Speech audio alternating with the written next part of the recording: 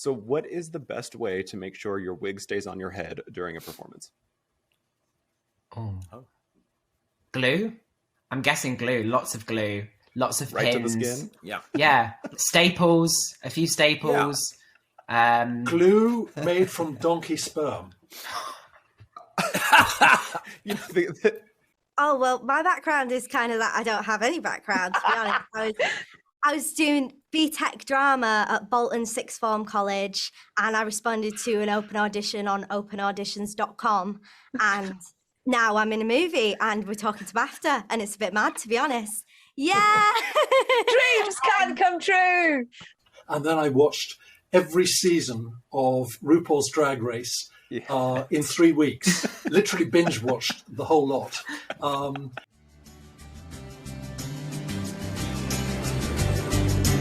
I've got a secret. I've had to hide it my whole life. It started when I was very young. I remember doing it when I was 5 years old even. And hardly anybody knows. Even my dad doesn't know. I only really do it in the house now. It's not really accepted. People look upon it as something seedy or something disgusting because they don't understand. But I'm sick of hiding. In a few weeks' time, I'm planning to tell everybody at my end of school prom. Of course I'm worried. Some people might be really nasty about it, but I want everybody to know. At 16 years old, I want to be a drag queen.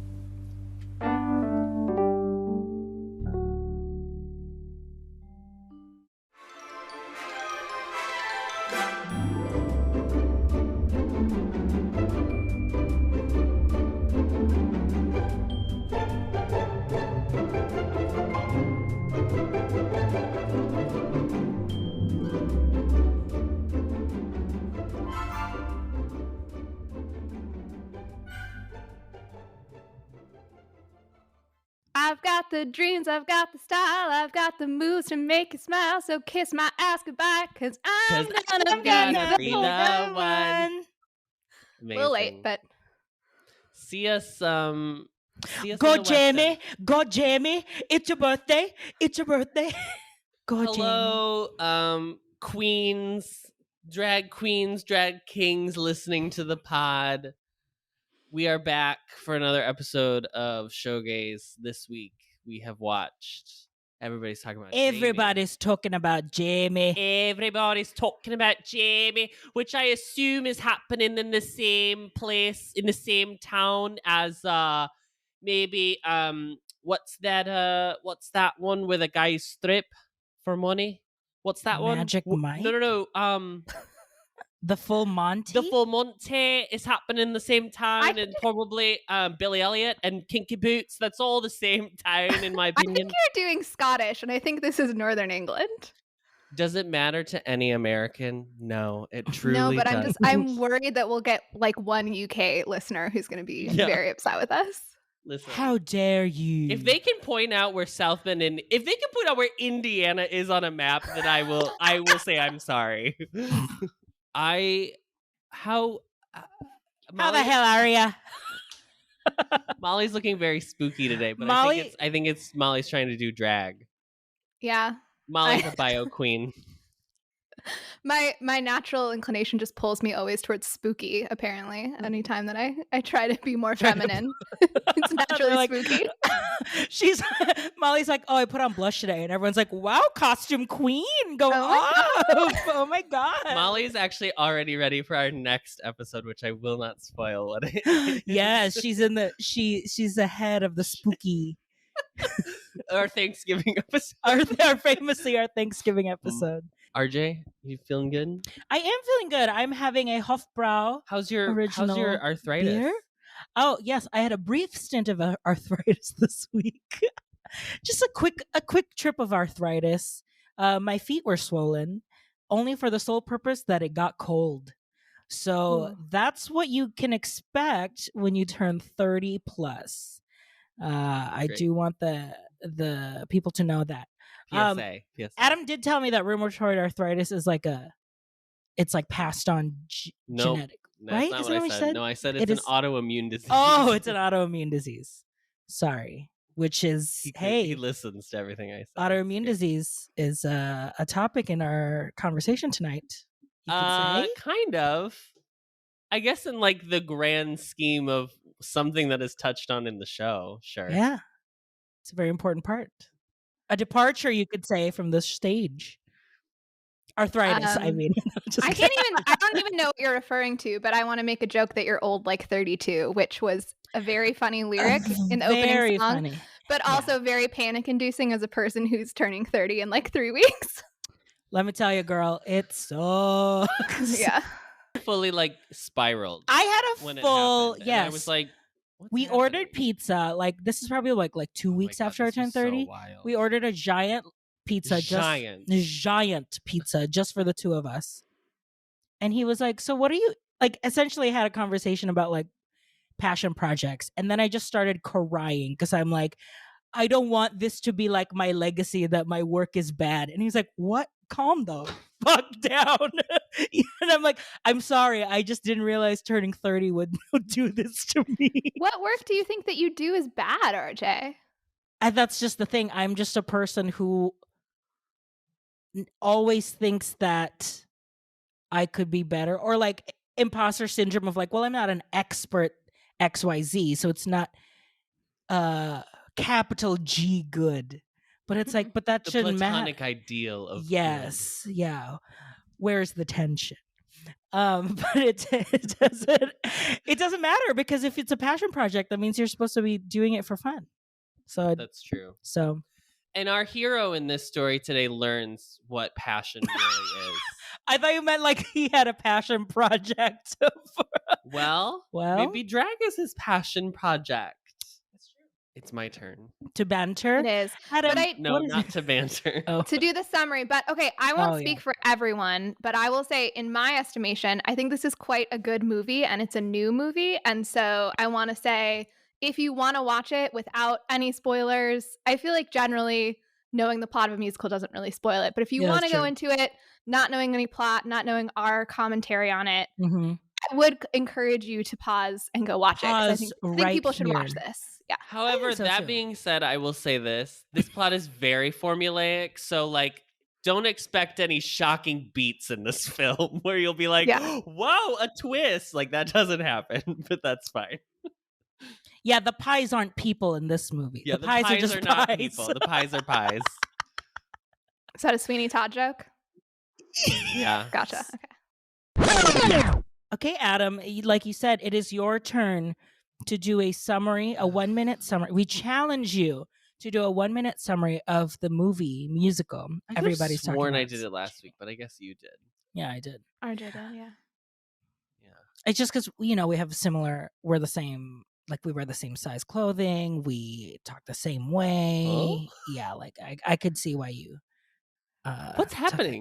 There are actually 3 hosts on this. I know that's probably confusing to people. I know, yeah. For the people listening, those are 3 different voices. These are the 3 different voices. Yeah. No, it's actually me and Molly, and then I go in and record a second take on top of it and do my RJ commentary like I'm in the room.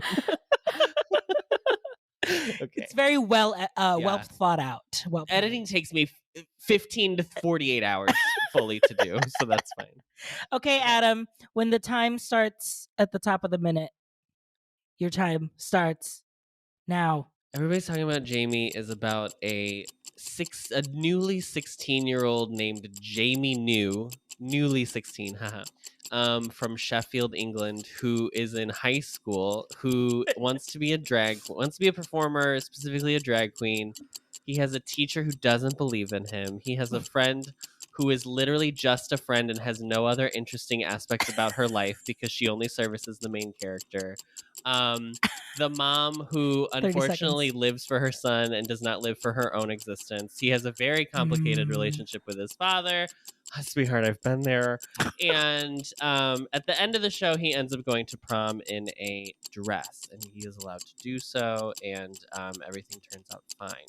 This is essentially the British equivalent of prom, except it's probably better. I've never seen prom, so I shouldn't speak on it, but from everything I've heard, it's probably better. There's no James Corden. There's no James Corden. Sorry, I had to just sneak in there with my anti-James Corden agenda. Rita's not going to be happy. No! Is Rita a big fan of James? Rita's a fan, yeah. Oh. I mean, he's got to have fans. If he didn't have fans, he wouldn't be in showbiz, baby. I mean, that's pretty much it. I think so. I think you let in with a lot of already your takes on the movie, which I mean, to be fair, Molly kind of did the same for Cats too. Molly literally just did the same for this. She said she liked this movie a lot. So I'm going to come in and say I did not really enjoy this film, unfortunately. Oh, I really disagree with your take on the friend. So I'm interested to talk about that. RJ, Molly, who wants to start with your relationship to this show? I can start. I have no relationship to the show, which was really exciting because it's unusual for me to have the opportunity to watch a musical that I don't have any preconceived notions or knowledge about really at all. I just saw headlines that there was a musical being released on Amazon Prime, and that's basically the whole story for me. Great. RJ? I remembered my friend Daniel back when we were still here, like our original Chicago living cast of when we lived in Chicago originally. I was trying to make an original Broadway cast joke, but I couldn't figure out. Original Chicago cast. Original Chicago residency, OCR. Our OCR, my friend Daniel loved this musical. Like, I think he had it was currently on the West End performing. Not when we were here. Not when we were here? No, but I specifically remember him being like, there's a musical called Everybody's Talking About Jamie, and I am so into the actor. He's like so attractive. This was when he was visiting us in Florida. But yes. So yes, and I was like, okay, cool. And I just from like Googling back then, I knew that like, okay, there was a BBC documentary about this kid who wanted to go to prom in drag, essentially, and that they developed a musical about that story. And then later on, I just knew that like Michelle Visage made her West End debut, filling in for the role of the teacher filling the role as teacher. Which I love her for that role. But when I looked on the Wikipedia page, I didn't see her listed. So was that like a planned thing that didn't happen with the pandemic? No, she was just a replacement. So I don't know. It did not have in that like little chart. Yeah, she wasn't in the chart. That's weird. She wasn't in the chart, girls. She was not in the chart. But no, she was a replacement because I remember there was like someone had posted her version of Work of Art. And if one can have a version of that song, to be honest, it's a talk song. Adam, you're leading yourself. No, I just mean it's not like a song. Like it's a good role for Michelle because she's not like a singer, but it's like a performance song, which is like fun. So that's fun.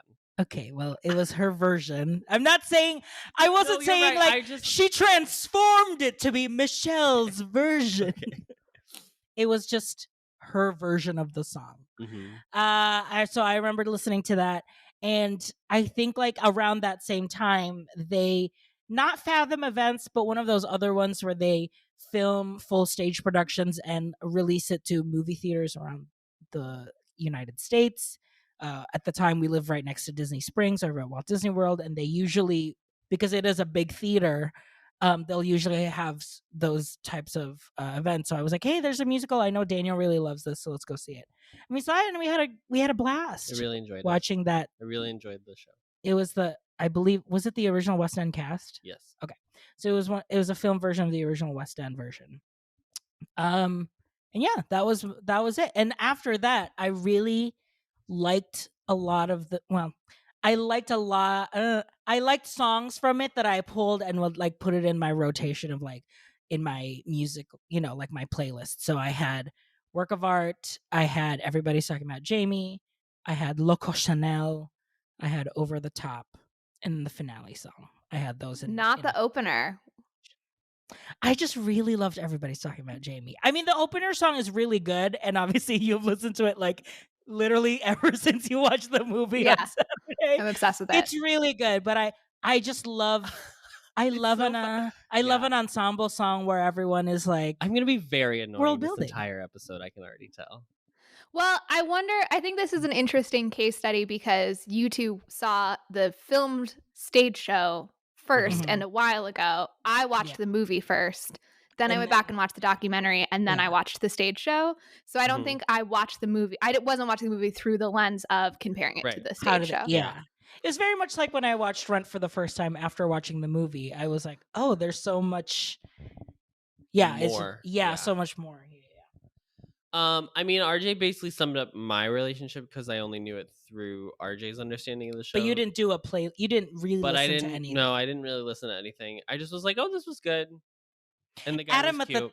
Adam at the time had just gotten into Hamilton, so he was listening to... Yeah, about 2.5 years late. Yeah, so it was like 2018, and I was like, you know what's good? I don't know if you guys have heard about this Hamilton. Everybody was like... And when we did the Spotify Unwrapped at the end of the year, it was just Satisfied Hamilton over and over. Yeah, I had it on repeat because I had to learn her rap in the song. And it was what's I do, boy, you got me helpless. Yeah.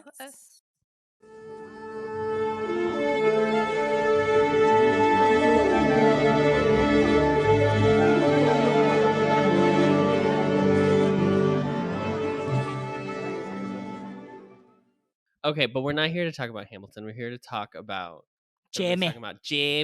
Molly, I want you to start first, if that's okay, and just give us like a little intro on like what the documentary the source is. material.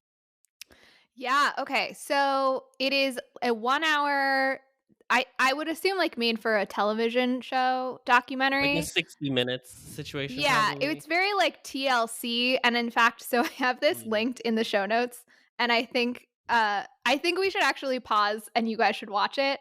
And maybe we put the audio in for the audience. Maybe we just sum it up. But you guys should click on the boy with an arse for a face, because I feel that the tone is very similar to what this sketch is satirizing. Oh, and there's a cameo from someone I think you'll be excited to see. Oh, that is Academy Award winning Olivia Colman. Is it really? How do you already know this? Look at her face. Over here on this side. I'm a real hipster about Olivia Colman because I saw her on that Mitchell and Webb look years before she became famous as a dramatic actress. Is this like a sketch show? Yeah. Okay, cool. I mean, Kevin just wants to live a normal life, really, which is incredibly difficult for him, isn't it, darling? Oh, no. Kevin Armstrong is no ordinary 12-year-old. Come on, let's get you ready for school. Everyday tasks like going to school, eating a family meal, or even going upstairs to bed. Also, she's pregnant. Present an enormous challenge. Okay, jumper coming now. Obviously, Kevin can't see very well, can he, darling? And that's because instead of a face, he's just got another arse. Continuing the sensitive freak show series, we'll be telling the uplifting story of one boy's extraordinary bravery, as if that's what you're interested in, rather than the fact that he's got an arse for a face. Follow the trials and tribulations of one 12-year-old's struggle to lead a normal life, while also getting to have a good old stare at the freak in a way you can tell yourself is sort of okay. That's The Boy with an Arse for a Face, a story of love and triumph, but with loads of juicy pictures of a boy with an arse for a face, this Sunday on 5. Oh my God. BBC British 5. humor. You gotta love it. Did you finish it? Mm-hmm. Okay, because I couldn't hear it, which was delightful just to hear your laughs and nothing else. So in case we don't include the audio, to sum it up for the audience, what they call it is the sensitive freak show series. And they're making fun of these sorts of things that are like, oh, like, you know, we're doing it in this very gentle way, but there does feel like there's a bit of like gawking freak show element to it. And I felt like, especially the opening of that documentary felt a little bit sensitive freak show to me. And the fact that it's called Jamie Drag Queen at 16 feels a little like 16 and pregnant or something. Yes, like I didn't know I was pregnant. I didn't know I wanted to do drag. The gaze feels sort of judgmental and like, could you believe at only 16? Which is like such a weird stance to take. And I feel like the stuff contained in it is great, but the attitude that it's being framed around is a little bit uncomfortable in like a 2021 lens. But it was made 10 years ago, and that it was like our freshman year of college. So when I think about what the world was like at that time, pretty different vibes in general. It was 2010 or 2011? I thought it was 2011. That's what I saw. 2011. Yeah. Yeah, I was trying to think of that in terms of like, it is interesting. I think drag, I think we'll just talk about this later too, but just like drag's evolution in pop culture over the past, like, especially like 10 years is truly wild. Like, Drag Race debuts in 2009, I think. Yeah. And it, even when we graduated from college in 2014, it was still on Logo. You still had to have like a bigger cable situation in order to watch it. And then it didn't move into VH1 until season 10, right? So that was only like like 9 or 4 10 years ago. I think it wasn't it the Sasha season? I thought it was Sasha. Yeah, I want to say 9, which was Sasha's 9. season. That would make sense. Because that was when they did the finale. The finale that's live, yeah. But yeah, so I mean, drag just in general has like exploded a lot. So it is like interesting, but I think that's one of my problems with this movie. But we can continue on that later. Yeah. Anything else about the documentary? I think there's some specific stuff that I want to wait to like put it in conversation with talking When about we're the plot of talking the musical / movie.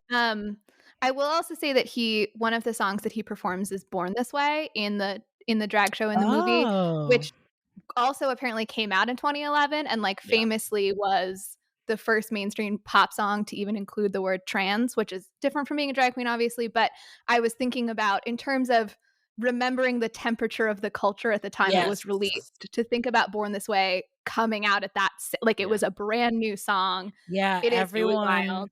It's also a song in which she says "You're Lebanese, you're Orient." So Yeah, you know, it we've didn't also age come a long way. all that well, but but you know, it was a different time, and so thinking about it as it was a year after my senior prom, right? Like, what would have happened if somebody showed up at it? I mean, that it wouldn't happen today at my high school because the boys' school across the street from us was a military Catholic school, and I can't think of a more repressive masculine culture than those two things together. But you know, it obviously would have been a big deal if that happened. So yeah. So the show is the musical opened in 2017 in Sheffield, and then it transferred to the West End. And it's based on the documentary. I'm interested to find out later when we get into the conversation how much is like made up in terms of his story and how much is like from, like, obviously like the general story is his, and like I think his relationship with his mom is probably all there. But I think I'm really interested in like the dad situation, if that feels specific very plot points, not real, if that makes sense. I'll say it's actually pretty accurate. I mean, the timings and like who some of the lines are assigned to switches a bit, but like it's surprising how much is verbatim actually taken from the documentary. Well, even the little bit, like even a little bit of the post-credit stuff, like even when she was like, "He's my boy," and I'm like, okay, so I clearly they pulled words said on the documentary to like reflect in the music and the lyrics and the dialogue. Music is by Dan Gillespie Sells, who is like this lead singer of a band in the UK. He's also gay. And then lyrics are by Tom McRae, who also had the show on Comedy Central in the UK. That was like it was called The Threesome, and it was about this like couple who had like a drunken threesome with their like gay friend, and then like she gets pregnant, and then they all decide to like raise the baby together and like and their partying ways or whatever. So he's also, it's like both creators are gay, so I think that's really good. And then the only other things I had about the show in general were just like this list of songs that were cut for the film, but we can get into that later. But it has been done in numerous productions, or is like planned to do in numerous productions around the world already. Like Seoul had a production. I think Australia had a production. Italy had a production.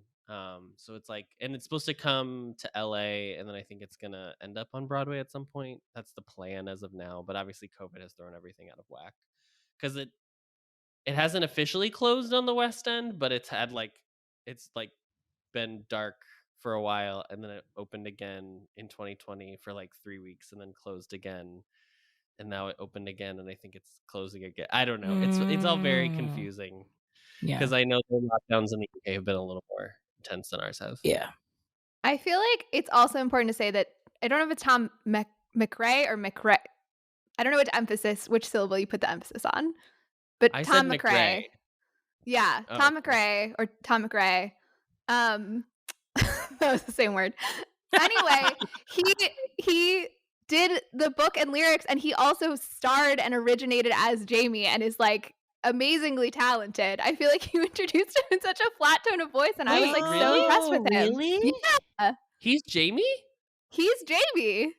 Fact check me, but I'm 99% sure. I don't mean to do this in like I just like weirdly thought it was someone else because I thought he no. So Tom McRae is MACRAE. John McCrae is Jamie New. That's so confusing. That Okay. is so confusing. So I'm gonna leave that in so Molly looks like an absolute no fool. No, I'm just kidding. That's fair though that I got that confused. That shouldn't That is even be very fair. allowed. That is fair. But I was like, oh my God, maybe I fully missed that. No, okay. Because I remember his name will pop up again when I talk about the movie because he's in the movie too. Yeah. Which but- shade to a future film that we're going to see that they found a different way to include the person who originated the role but is now too old to play it. On the thing, RJ wants me to tell you that under the chart on Wikipedia, in the notable West End replacements, Michelle Visage is listed as Miss Hedge. So the chart is just for originators of each production, and then there's replacements are a different section. Gotcha. Anyway, so that's the show. That's really all I had about that was like interesting about the original production. It's also like not a super famous musical, so it's hard. There's not this like ravenous kind of like appetite to put stuff online about it either. So I found that kind of challenging. It's an if you know musical with the info about the original.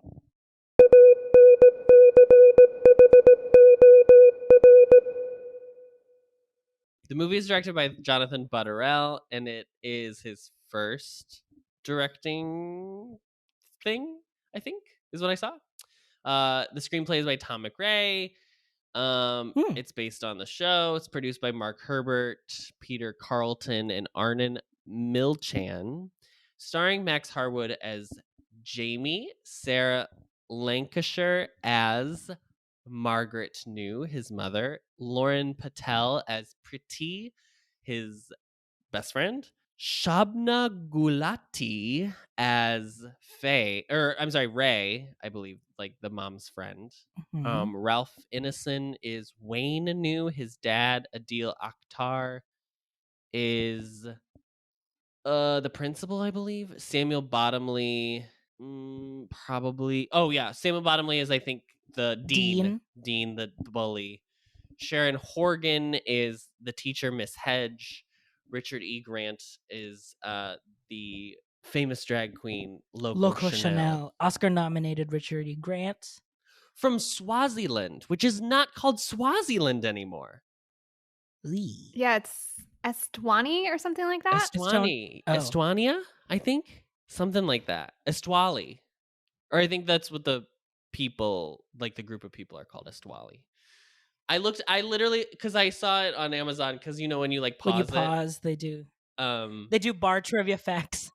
Eswatini. I don't know if I'm saying it right, but that's how it's spelled. Eswatini. ESWATINI. Great. Cinematography is by Christopher Ross. It's edited by Mark Everson. The music, meaning the score, is by Ann Dudley. Production company is Regency Enterprises. And it's distributed by Amazon Studios. We will get into all of that. Ooh, yes, drama. Drama on the distribution. The release date is weird because it's online. So it says June 12th, 2021 Frameline, which I'm assuming is the UK probably drop. September 10th of this year was the United States drop. And then September 17th was the worldwide drop. Running time is 115 minutes, so just shy of 2 hours. And it's box office. We don't have a budget, unfortunately, but I don't assume it's that much. And then its box office is 18,000, but I also don't think that's really fair to pull on a streamer. Yeah, because it's free if you're on Amazon Prime. So we won't count that against it or for it. So let's talk about the 20th Century Fox of it all. 20th Century Fox got bought by Disney in 2019. Or acquired, I should say, by Disney. And then it originally was going to be released in theaters in October of 2020. It got pushed because of COVID. And then all of a sudden, Disney or 20th Century Fox sold it to Amazon to distribute on their platform. This is also kind of in line with like what happened with Love Victor. It's not really the same because the Love Victor of it all was supposed to be that it was dropped on Hulu, or it was supposed to be dropped on Disney Plus, and then they moved it to Hulu. So this is like the second time where it seems like it's like a gay property is like being forced out of the canon. Not in the Disney name. But it's weird because it wouldn't have even been released by Disney anyway. Yeah, it would have been 20th Century Pictures. Well, and unless I am, again, confusing John McCrae with a different person, he was in Cruella, right? Yes. Okay, which was He's also Archie. His character was like nominated as the first gay Disney character in the way that many people seem to have been nominated but not received the award for. I mean, right? Like it's like a phenomenon where Disney keeps saying we're gonna have our first gay character, and then everyone that they do is like, yeah. Okay, there's what's his name in Jungle Cruise. There was LeFou in Beauty and the Beast. There's him in Cruella. Yeah, there's always one. There's the gay kiss in the background in Star Wars. Like, yeah, there's all these like, oh, we're getting so close to having someone speak. It's so exciting. Anyway, it's fine. So that was weird. I just wanted to bring that up. That's it. That's all the facts and figures that I have about this film. I couldn't find any. Again, this movie isn't like super, super big. So there's not like the Amazon, or I'm sorry, the IMDb trivia page was like literally nothing. We're on the cusp, which is so new for us. It is weird. And it's also weird not having like any awards things to talk about with it either. Yeah. So that was weird. But there it is. Shall we get into it? Mm-hmm.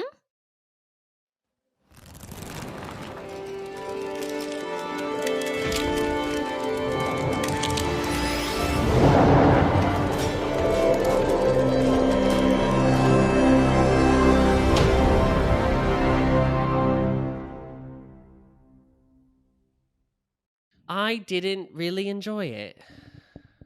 And I think, again, I saw the show first before I saw the movie.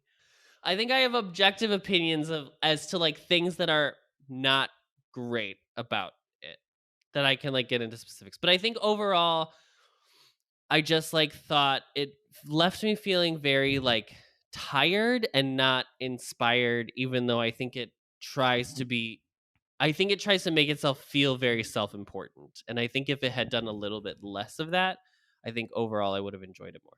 I felt like there was a huge lack of humor in the movie.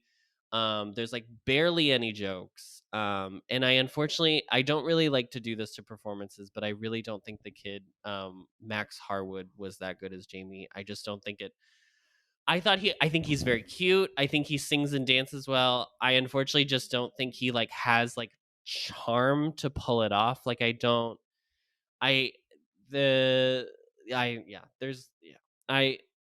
yeah, I have a lot. I'm so bummed that I feel this way about the movie. Okay, well, I just want a clarifying point. So do you like the stage show but not the movie adaptation, or do you not like either very much? I think the stage show is good. I wouldn't say like I love it, but I thought I like really enjoyed my time watching it, and I think it like has a lot of the elements that I think are weirdly missing from the movie. Do you think the story is more effective on stage or on screen, or do you think like they just did two different takes on the story that you can't really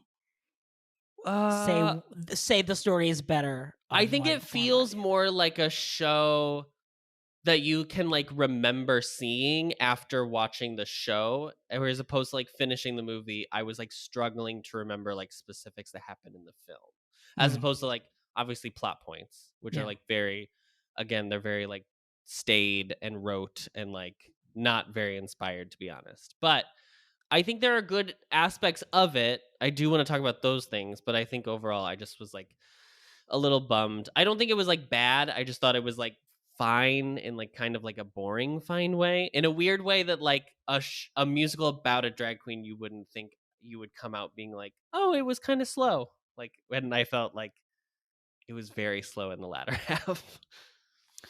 I loved it. So I will be the counterpoint. I will be the enthusiastic. I didn't love everything about it. I kind of agree with you, and like the second half gets a little slow. One of my theses as to why that happens is I think they cut some numbers, which I think is smart. I think the whole show would have been too much, but I feel like they cut several higher energy numbers so that it ended up feeling like a bit of a drag.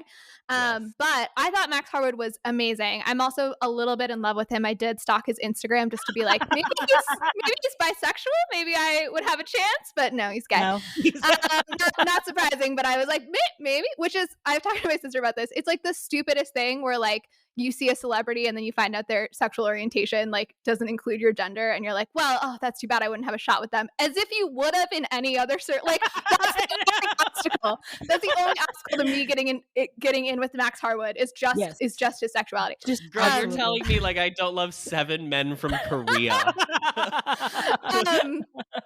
Yeah, so I thought he was great. I really felt like, I think what I loved the first 10 minutes of this movie so much, and I feel like that carried me through the rougher points because I was so happy with the first 10 minutes. Because the opening sequence of him being in his community and everyone being really friendly, and his mom being so supportive and everything, into that, as I've said, love the opening number. It was like my favorite part of the whole movie. It's my favorite song.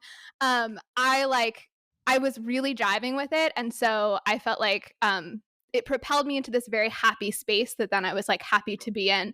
And something I wrote down at the time was, I feel like in response to the Trump presidency, there's been a lot of like very positive media coming out because we want to like counteract those vibes. And I wrote down like, I hope we don't lose that now that we have a different president, because like I just want these like good vibes, happy times. And obviously the happy times don't continue entirely for Jamie, but I did really like it. And I will also say, should we talk about the difference between the performances, or should I keep that for now, of the stage Jamie versus movie Jamie?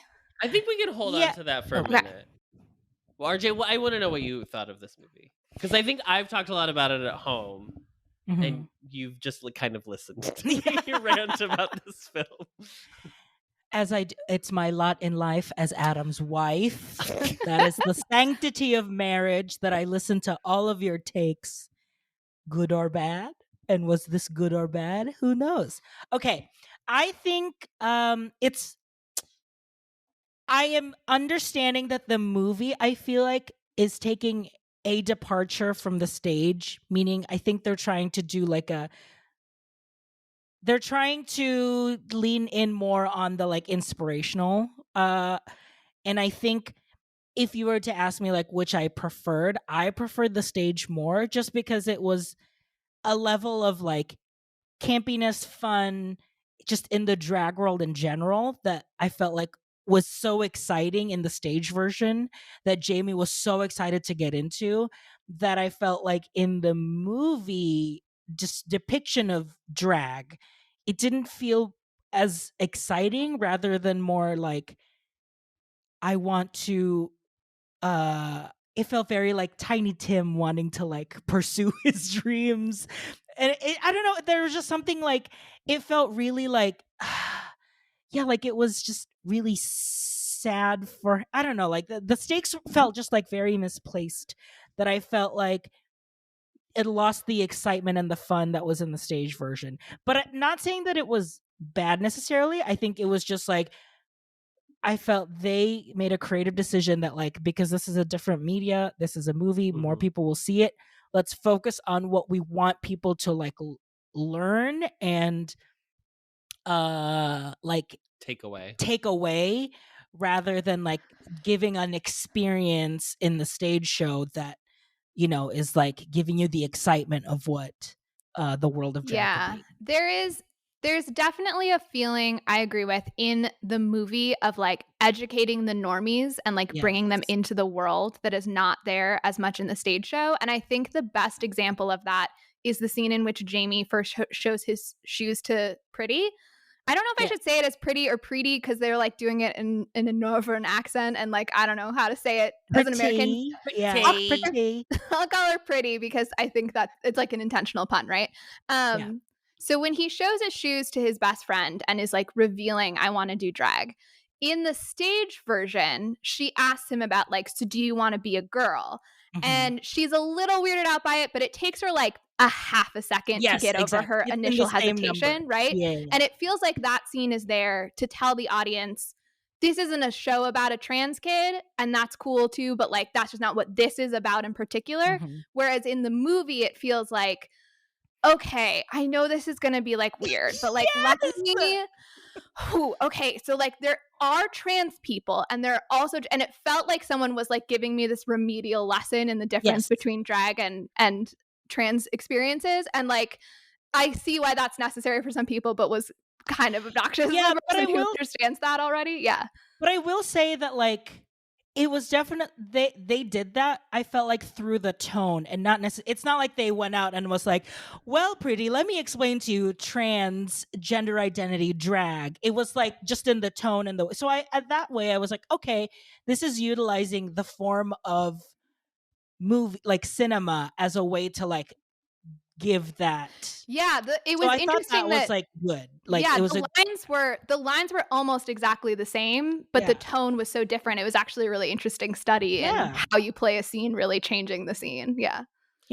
I also, to go back to this point though, I felt like there was this weird thing. I wish something that the movie had done specifically, because you have to build the world so strongly when you create a film. I wish it had forcefully placed this film in 2011, like when the actual like story takes place. Because I kept being like, it's 2021. I refuse to believe no one knows what a drag queen is. Like there was just this like way that everyone was like, you want to do what? That I was like, okay, like I get it. It is a small town, and I'm sure like if I went to small towns in America all over the place, like they would have no idea. But it was just very frustrating that they were like, LOL Instagram, but then also like, what's a drag queen? You a big woman? And I was like, oh my God. So that kept taking me out of it.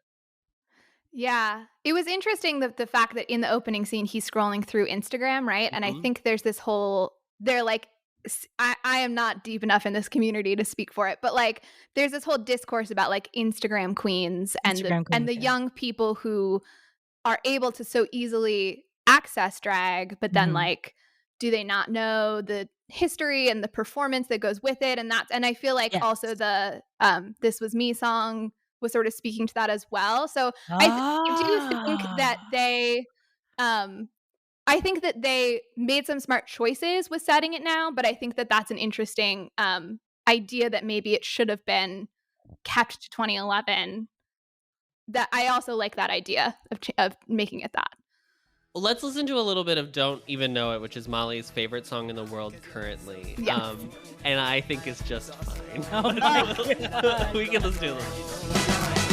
I got the dreams, I got the style, I got the moves to make you smile, so kiss my ass goodbye, 'cause I'm gonna be the one. You're in my lane, you're in my life, get out my way, I'm taking flight, and I ain't coming back, 'cause I'm gonna kiss the sun.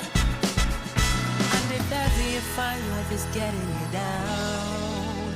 There's a party to start in a new part of town, where there's a guest list of one and the name's Jamie New.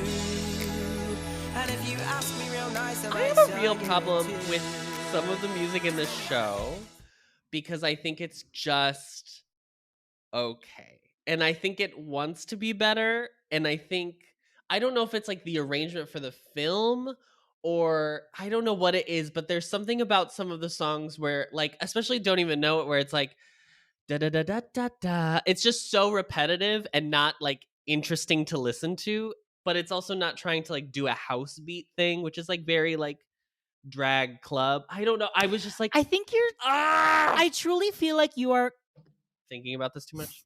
A, you think about it too much, and B, I think you're playing. Is it because you're like, I'm not hearing it like I would in the stage version? Because it is very driving and exciting on stage, like the song. And so I don't know if like doing the insular dream sequence in a movie for this song, changing that tone again, like what we talked about, like making it more focused, it does lose that bit of like, this is a show. Because the number, I like to like the whole dream sequence of it. I was like, okay, this is the language that they're gonna set up. All of the numbers are gonna be in like a dream sequence type of way, like it's a fantasy. So I'm excited for it, and it was a good representation of what this teen who just knows drag from Instagram, or like just looking it up on the internet. I'm like, okay, this kind of makes sense of what it would be, but also it's clear that this kid has never been to a drag show before, because it felt very like, I'm gonna be a Hollywood star drag queen. I'm like, yeah, kind of, but like, well, there was also this like weird, this is another weird thing I had about it, where it's like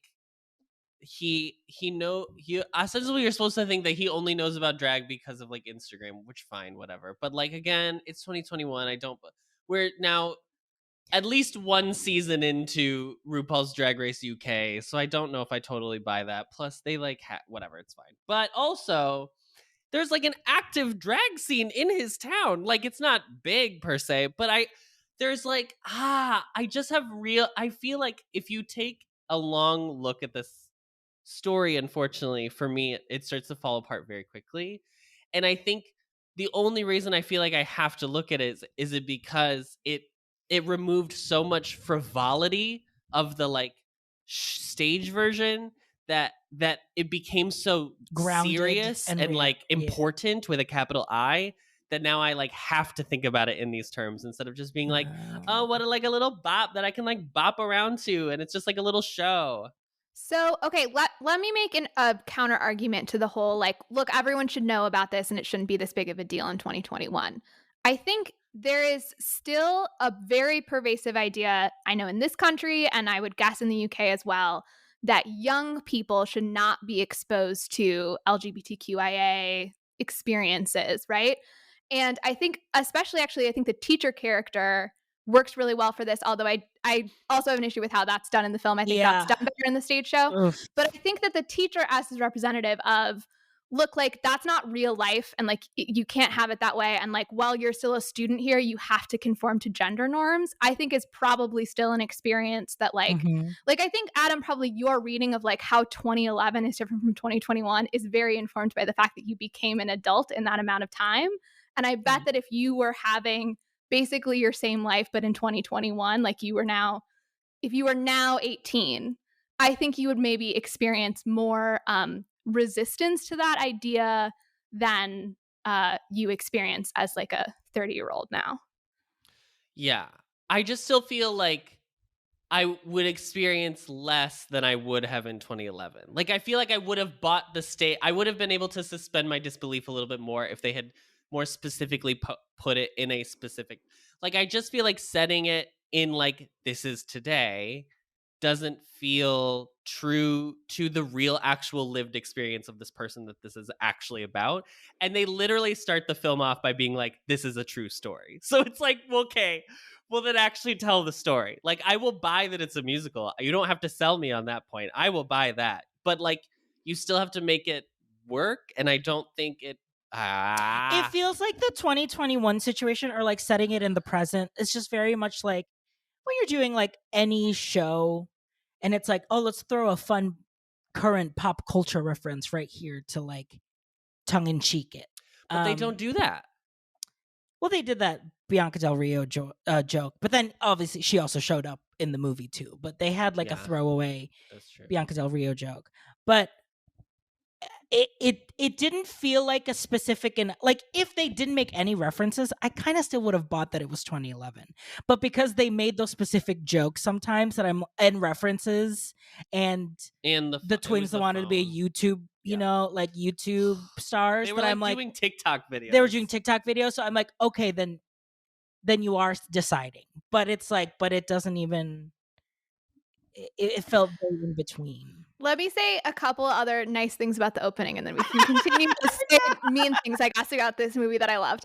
It's just Adam has been stewing for the past 2 days. So one, I think that the look that Jamie transforms into when he's then walking down to get into the club is, I think, my favorite look in the whole show. And I want to say I'm really glad we live in an era in which men do makeup, but still like as male presenting people. Yes, I think that's super cool. Two, I loved that it was just like lights change, we're doing a song, that they didn't feel the need to like explain why we were transitioning into a musical. I loved that they just like went for it, which RJ you mentioned. And lastly, I was going to say the guy who directed it, which I won't try to say his name since Adam struggled so much with it and I don't want to sound dumb. So the guy who directed the movie, it's his film debut, and he directed the stage show and has a background as a choreographer. And I was thinking about the question that I asked with Cats about like what are movies that like really capture dancing well. And what I thought he did really well, especially in the opening sequence, was capturing the energy of a dance number without necessarily capturing the dancers themselves. If you watch the runway sequence at the end of that number, there's like his classmates come onto the runway and start dancing around him, right? But a lot of the camera movement is kind of doing the work of like, here's the energy of like people moving in canon or like crossing the stage or whatever without like focusing on people actually dancing. And I thought he did a super great job with it. I was really impressed with it being a directorial debut in this medium. I thought he did super well. So those are all my nice things to say about the opening number. I do think it's fun. I think the first like hour is like very well paced. I'm gonna get Adam to like this movie by the end of this podcast. I don't think you're gonna get to. I think you'll get me to admit that I really enjoy the stage version. I think that's as far as we're gonna get. Can we move on to the teacher, because she's like the most important character that happens in the beginning and then has nothing to do for like an hour and then comes back again and becomes the main antagonist. Yeah. Okay, the actual villain. I do want to ask I feel like this leads into a bigger conversation that we'll have about the villain of the whole movie, because it definitely sets you up into different ways. But the teacher is the first kind of point of contact of like an antagonist to Jamie's. I would say she is not the biggest villain, but she functions as the main antagonist because it is her defeat that acts as the turning point at the end of the show. Yes. But there are characters who I think are greater villains. Yeah. Oh, absolutely. Who are not addressed at the end. So yes, continue. Yes. Jamie included. Oh. I think Jamie is an anti-hero. I think that's my hot take of this show. I can't believe that Jamie hate that is happening in front of me on this day. I think. Okay, we'll get into it. Okay, the teacher. No, I have to know: is he an anti-hero in the stage show as well, or just in the film version? I think he has. I think he.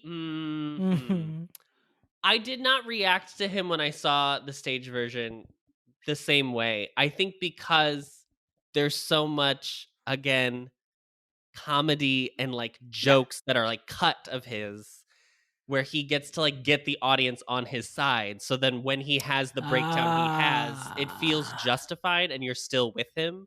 Where I think this movie didn't do the work to do that. So when he ends up having his like meltdown, which is like understandable. He's 16. It's understandable. That's fine. I probably said a lot of terrible things to my mother, and I'm sure she'll call me right after she listens to this and tell me what they were. Hi, Nan. Thanks for listening. Thanks, Mom. Thanks, Dan. But I think that this movie doesn't do the work on the front end to like make it win you over first. Yes. I think we should talk about the Jamie versus Jamie first. I think we that's what I was Let's. Molly's like, I want to talk Jamie. So I agree that stage show Jamie is more likable. I really enjoyed watching that performance. Again, that actor I think is like so talented, amazing. But I think they're both really talented and amazing. He was the writer of the lyrics, right? He wrote the lyrics. Shut up. They're very similar names. So I thought in the stage show was a lot more fun. He's a lot sharper, right? And what's fun about the musical is that the idea is supposed to be, oh, he's already out as gay. That's not even a question. Like that's not what this is about. It's about him coming out again as a drag queen. And he even like has a line about it, right? And I felt like that Jamie was much more comfortable already in his identity as like a gay man and like a pretty flamboyant gay man, right? But this Jamie was discovering that, but still had some hesitancy around it. And I thought that portrayed to me in a very realistic emotional level what it is like to be 16, where you're starting to come into some of that adult confidence of like, you know what, this is who I am, and like get over it. But you also have a lot of moments of self-doubt at the same time. And I felt like that conflict to me was it really resonated with me about like what it is like to be a teenager. Now, I will say, I think on our like scale from like Cats to Little Shop of like, are they trying to turn it into a movie or are they keeping it as a musical? It's like this one's kind of right in the middle, and maybe they should have gone more in the Little Shop direction, right? But having not had the stage version to compare it to, I really connected with Jamie as like this person who in some moments is funny and quick and like able to defend himself, and then in other moments is really wounded and really unsure. And so I thought it was like a really nuanced performance personally. Well, that's the thing. I think that's what the movie intended to do. It's like we know the global audience on Amazon Prime Video has not seen the stage version. Right. They haven't been on the West End or whatever. So I do understand that, like, okay, then they did the job. It checked that box of like, we did enough to tell who Jamie is, or like do a portrayal of Jamie that is enough to get a new person who has never heard the story before click into following him and being on his side for the movie. I do agree with Adam that, and I mean, I think it's a fair statement that we all have made already that like, yes, the Jamie on stage is just so much more animated and really lends itself to that, like, like that excitement. I also want to say that the last time Molly defended one of our takes or like fought against one of our takes was also a character named Jamie. Oh my God. So maybe there's something deeper going on. I just have a thing for Jamies, apparently. Ooh. Last 5 years. Last 5 years, remember? Because we said Jamie was the villain, and Molly was like, excuse who me. Who in Cats was named Jamie? Jamie Rumpeldunkus.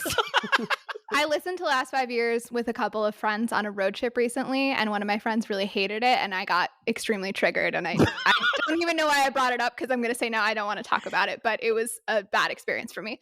The point is that... Which is reminiscent to my experience right now. Tell it when Adam tells me that he did not like the opening number of Everybody. Yeah, it's exactly the same vibes, actually. So here's one more thing I will say. Since this movie was directed by, the screenplay was by the same guy who did the book, it's directed by the guy who directed the stage, right? So it's like very present what the stage show was. Yes. John McCrae is in the movie briefly.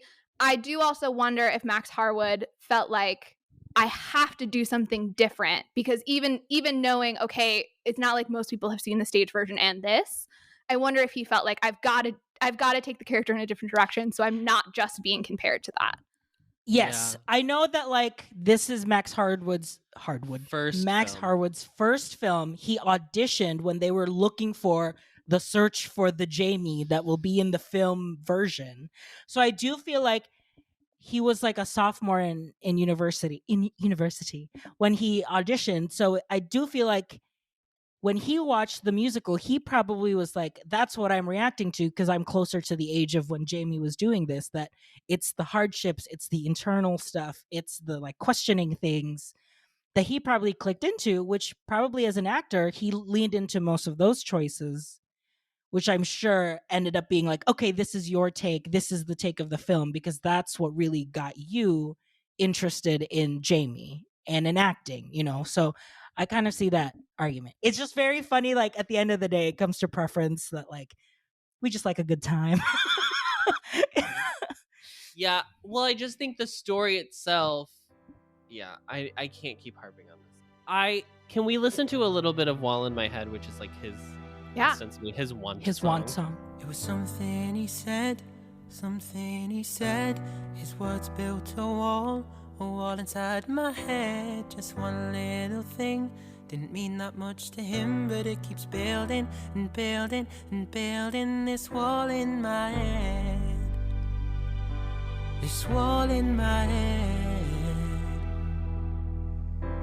Just one tiny thought, it started out so small. The thought made a brick.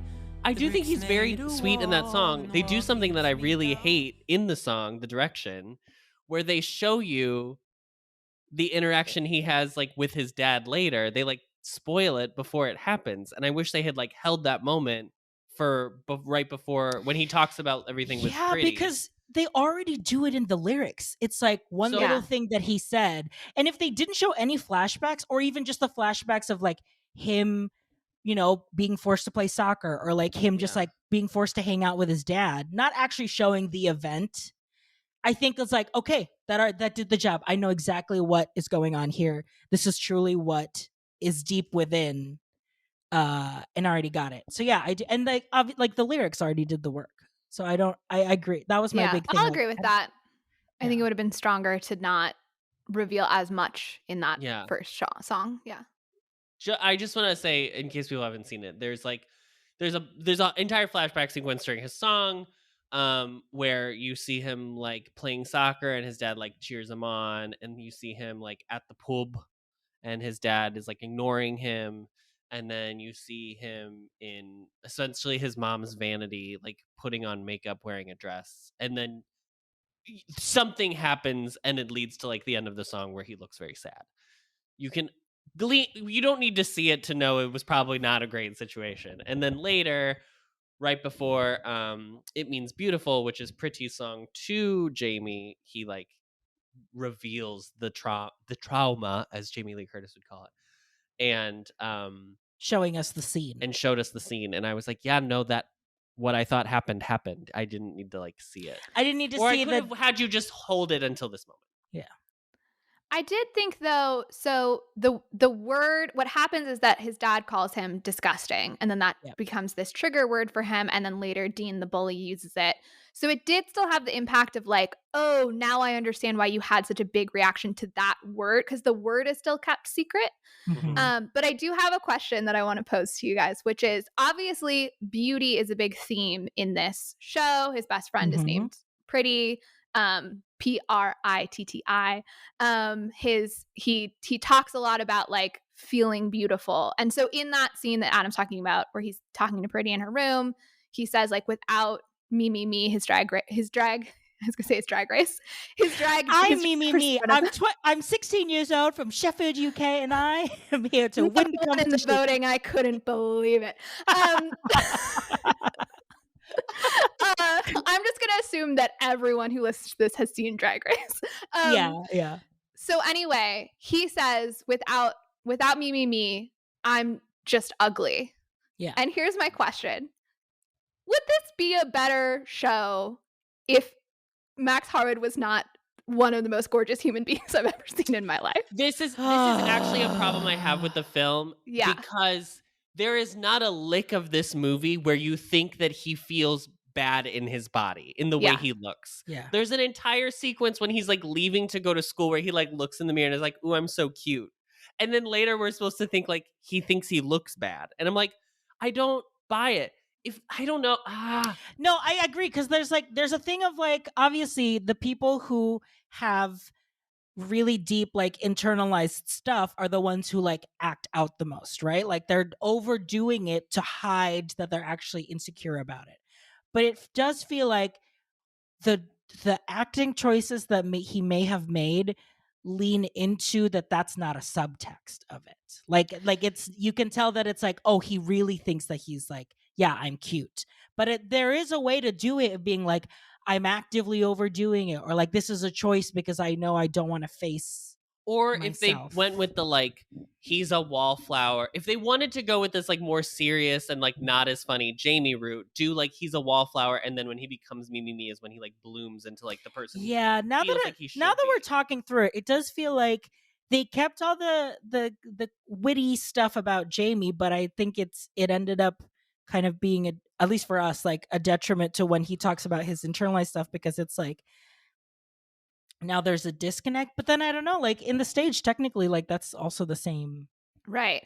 Well, so I asked this legitimately because I have two thoughts on it. So I'll give my counterpoint because I think you guys. Hey, you're in love with Max Harwood. That's in love with Max Harwood. So that's, it's making the whole thing very confusing. But I think you've made one side of the argument really well. But so here was my other thought, though, is maybe it's actually better to have like a clearly attractive man as Jamie, because the point is that disgusting word is about gender expression. It's not about physical beauty, appearance. Right? Yeah. And so he does know that he is attractive as a boy.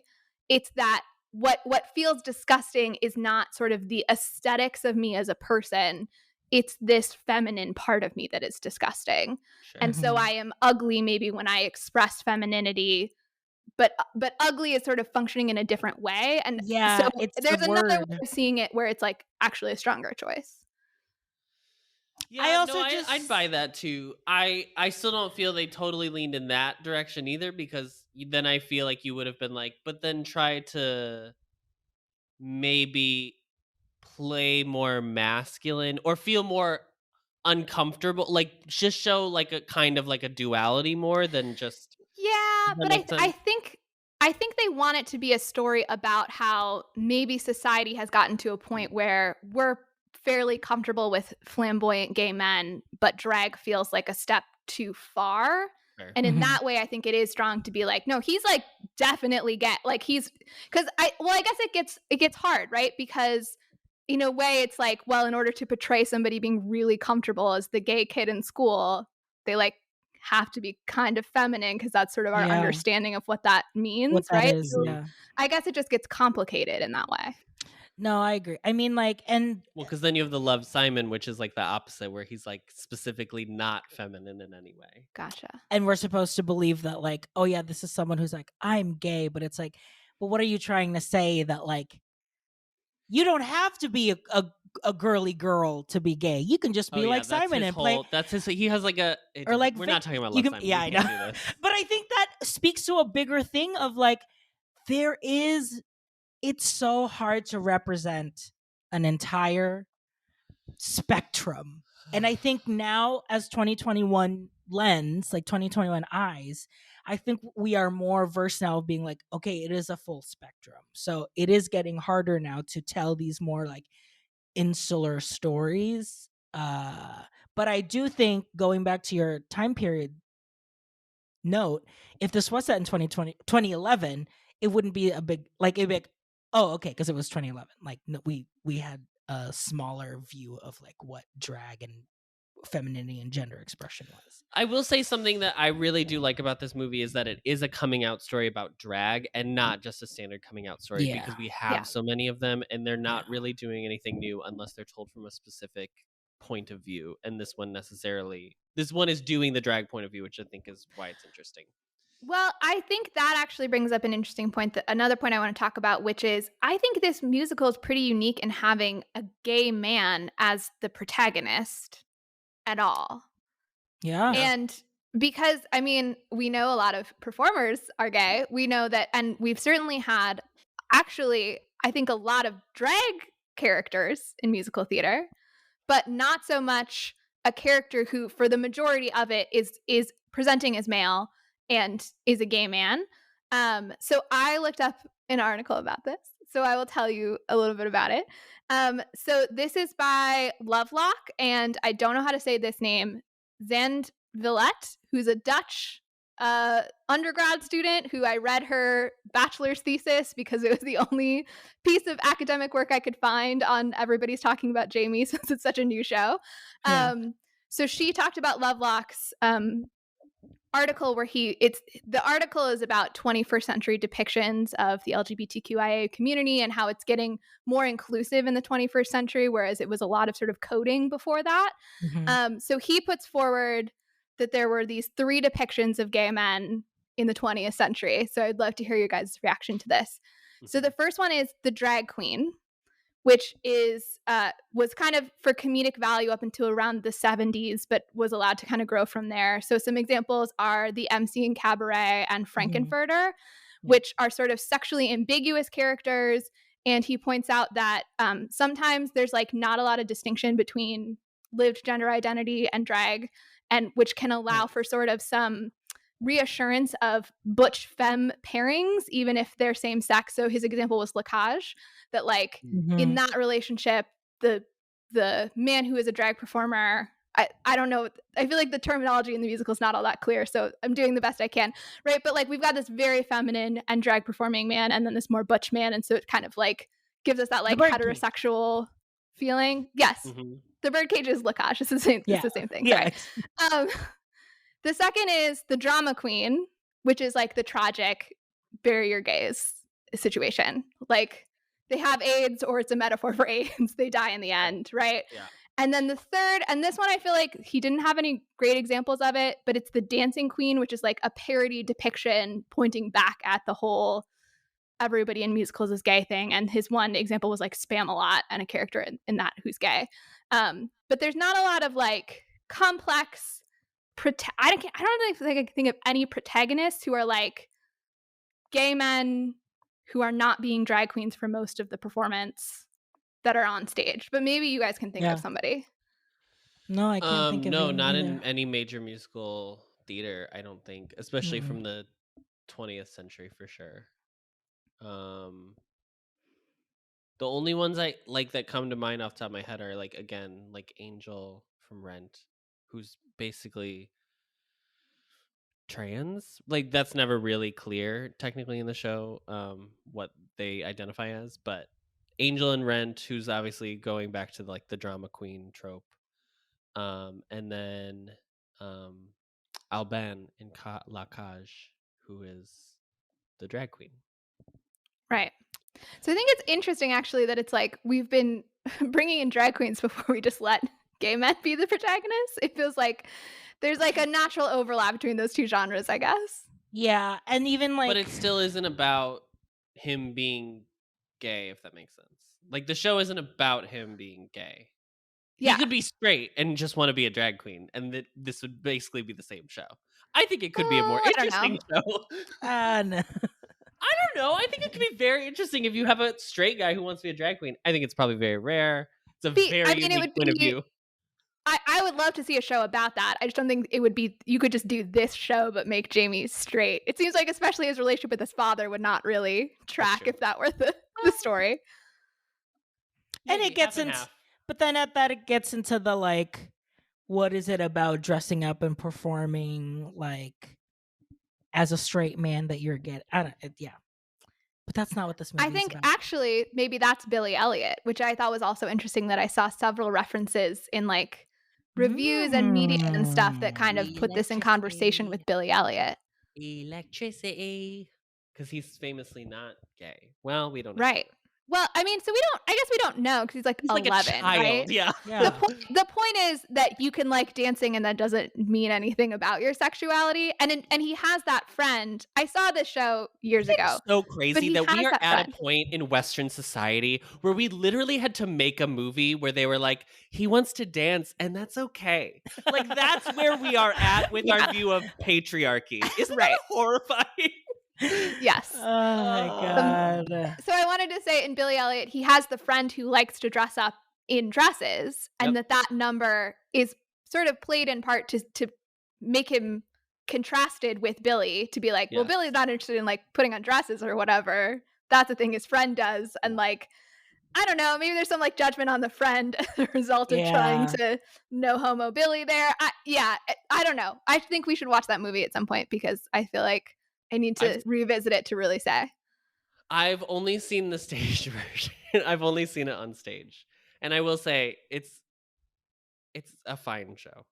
It's fine. It's good. Doesn't matter. This isn't about Billy Elliot. Speaking of drag queens, Richard E. Grant is in this film. Yeah.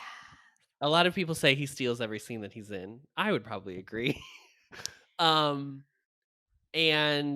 I do want to listen to a little bit of the new song they wrote for the movie, This Is Me. This Was Me. This Was Me. Yeah, This Is Me is from another movie. Another movie that we will not discuss until we have to. until a gun is held to my head. So we'll listen to This Was Me, and then we can talk about Hugo. This was me. We were children in the night. Every star burned twice as bright. We were tough and we could fight. We held the line. This was me. Every sorrow had a song. Every lost boy could belong. We were young and never wrong. I was divine. This was me. This was me. So when we watched this movie and we were texting each other, I texted to Molly saying, I'm very interested to know what our thoughts are between on This Was Me, which is the song, which is Hugo's song in the movie, versus the story of Loco Chanel, The Legend of Loco the Chanel, Legend of Loco Chanel, And the Blood Red Dress. and the Blood Red Dress, which is the song in the stage musical, which is more. How would you describe the styles between the two songs? How would I describe the styles? This Was Me is like a very standard post Greatest Showman anthem song where you feel like it's like has a message and it speaks to a thing, whereas The Legend of Loco Legend Chanel. of Loco Chanel is like a comedy romp in like this crazy. He's like telling the story of his drag persona, which is like not real and it's all fictionalized, and then it like comes to life on stage in this like kind of dream ballet sequence, which is like very fun. Mhm. So they fully changed that entire scene. The into, like, intent of the song, at the end of the day, the goal of this song is to get Jamie to buy in that, like, yes, I want to do drag. I'm going to do it. Because then it makes Hugo be like, you can perform.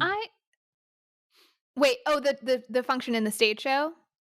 Yeah, like this number, this like moment in the story of like meeting Hugo is essentially like, it's the hero's journey. Here are your tools to go into it. Yeah. Because at that point, he wants to wear a dress to prom, but he hasn't really gotten into like drag as a larger concept and as a performance art, right? And so that's sort of what makes him be like, oh, I'm going to like create a drag persona versus just like wearing a dress. Yeah, because at this point, he was like, oh, I need a name. Oh, I blah, blah, blah. You know, like he's like, I just know that this is what I want to do, but I don't actually know what to do. And you could say that like in the stage show, it's like, yeah, like it's telling the legend of how amazing, statuesque, like out of this world a drag persona can be. Larger than life. And that's the point, that you can literally be beyond what our reality is. And I think it's sorry. Yeah, I was go gonna ahead. say, I think it's also a nod to Chicago, right? The backstory is about her murdering her lover. And so I think there are several songs in this that they're not like direct homages, but like they're clearly kind of referencing something else. I feel like a lot of the songs are like musical references to just like, I feel like queer canonized like either types of music or like styles of songs. But the movie concept is more like, well, let me show you how hard it was to be a drag queen, especially when I was doing drag. And like, this was why it was so difficult, because the AIDS epidemic, and just like we were fighting to be a real thing. Like we were fighting so that we could be like seen as normal and not like, you know, thrown out of clubs or like be arrested because it was illegal to do that. Drag wasn't just, it's always the thing that people who talk about the gay rights movement go back to, which is like drag wasn't just like queens doing bingo in a club. Like they were always on the front lines of the movement trying to help push everything forward. So I think that in the way that we were talking about the Instagram of 2011 of it all, or 2021 of it all, and like the young generation versus the old generation, I actually think this song is done really well. I think it's like I think it's actually a good song, first of all. And I think it's done really well. And I really like the VCR conceit. I think they do a lot. I think this director relied a little bit too much on like the songs aren't happening in real time for me. Cause like I think sometimes I think film directors get a little too scared, like no one will buy that it's a musical. But I'm like, they already bought the ticket, just show them a musical. So he does like dream sequences a little too much for my taste, but I think the VCR conceit works so well, putting them in this world. So putting them in the filter in it. It's so I thought the whole thing was so strong. I also just want to express enthusiasm for the fact that in that scene he just starts walking over to a different part of the shop and the tape of him is already running. That like he just constantly has in the his greatest chance as a drag queen, and I just love that detail. It reminds me of like Molly when Adam and I went to the Mall of America back in college, and the Beyonce's song was the H&M conceit. So there was just a running video of Beyonce in the H&M constantly of her doing Standing on the Sun. But it's that moment of like, there is just a real in Loco Chanel House of Loco of Loco Chanel just playing. I also if we're talking about details of Richard E. Grant's character, the fact that they start with the Princess Di mug. Amazing. I know. It's very good. It was funny because they showed that and I was like, oh, great. We love it. We love Princess Di, obviously. And then like in the showing like the past, it was like, oh, it's actually a reference to when Princess Di would visit AIDS patients. Visit AIDS patients. But I also do think I did like that touch just in general, because I do think that whole culture of the UK where they sell like dishware for the royals is so fucking fascinating, and I can't believe it's real. It is camp. There is Jubilee dishware, and I want to get my hands on it. The thing I can imagine. It's so good. A full tea set. I can't. No, I think This Was Me is like a really good song. I mean, obviously, like, but I don't think Richard E. Grant sounds like incredible singing it, but I've said this before. I don't think you always need like the strongest singer to do a song. So he sing most of it though. I looked this up. So he sings like the first verse, and then it transitions to Holly Johnson, who I think was like a guy who was in a band. I don't know enough about music history in general, especially UK. But so I was going to say, I think it's a very like 80s power ballad kind of sound. And I think that Holly Johnson, I think, was maybe like a musician of that era, which is why they got him to do it. Yeah, I was about to say it had that sound of like Dave Byrne, kind of like not Il Divo, like Devo, like very 80s Euro, which I think was a nod to the time period that was being portrayed. Yes, totally. And I did find it actually very impactful that they talked about Freddie Mercury's death as sort of like, I don't know, like a nadir of the whole experience, right? Yeah. And hitting you with some grad school words. But I noted that Molly, I think you're breaking up. Oh no, Molly, you're breaking up. Oh no. So they talked about the fact that Freddie Mercury died on November 24th, 1991, which is like not that long. It's like less than a month after I was born. And so to me, that was really like interesting, even as people who are not sick, we're obviously not 16 in 2021, but thinking about this as like, here's a history lesson of things that like literally happened just before you were born, but are also before your time, I thought was really interesting. And I thought it was I really appreciated the sort of like visual telling of the AIDS crisis, because what I liked about it was, even though it was a little like after school special, here's your heritage, don't joke about that, like, right? But there was, I also liked that you kind of needed some context in order to understand what those images meant. So it didn't feel, I felt like they didn't go too far into that realm, because you have to understand some of that history in order to put the images and the lyrics together and understand what they're getting at, right? Yeah. And the actor portraying young Loco Chanel in the video is the originator of the role of Jamie on the West End. Right, which I thought was great that they included him. He's also the lyricist of the show. I don't know if you Stop it. But yeah, I think it was a different tactic, which I can't.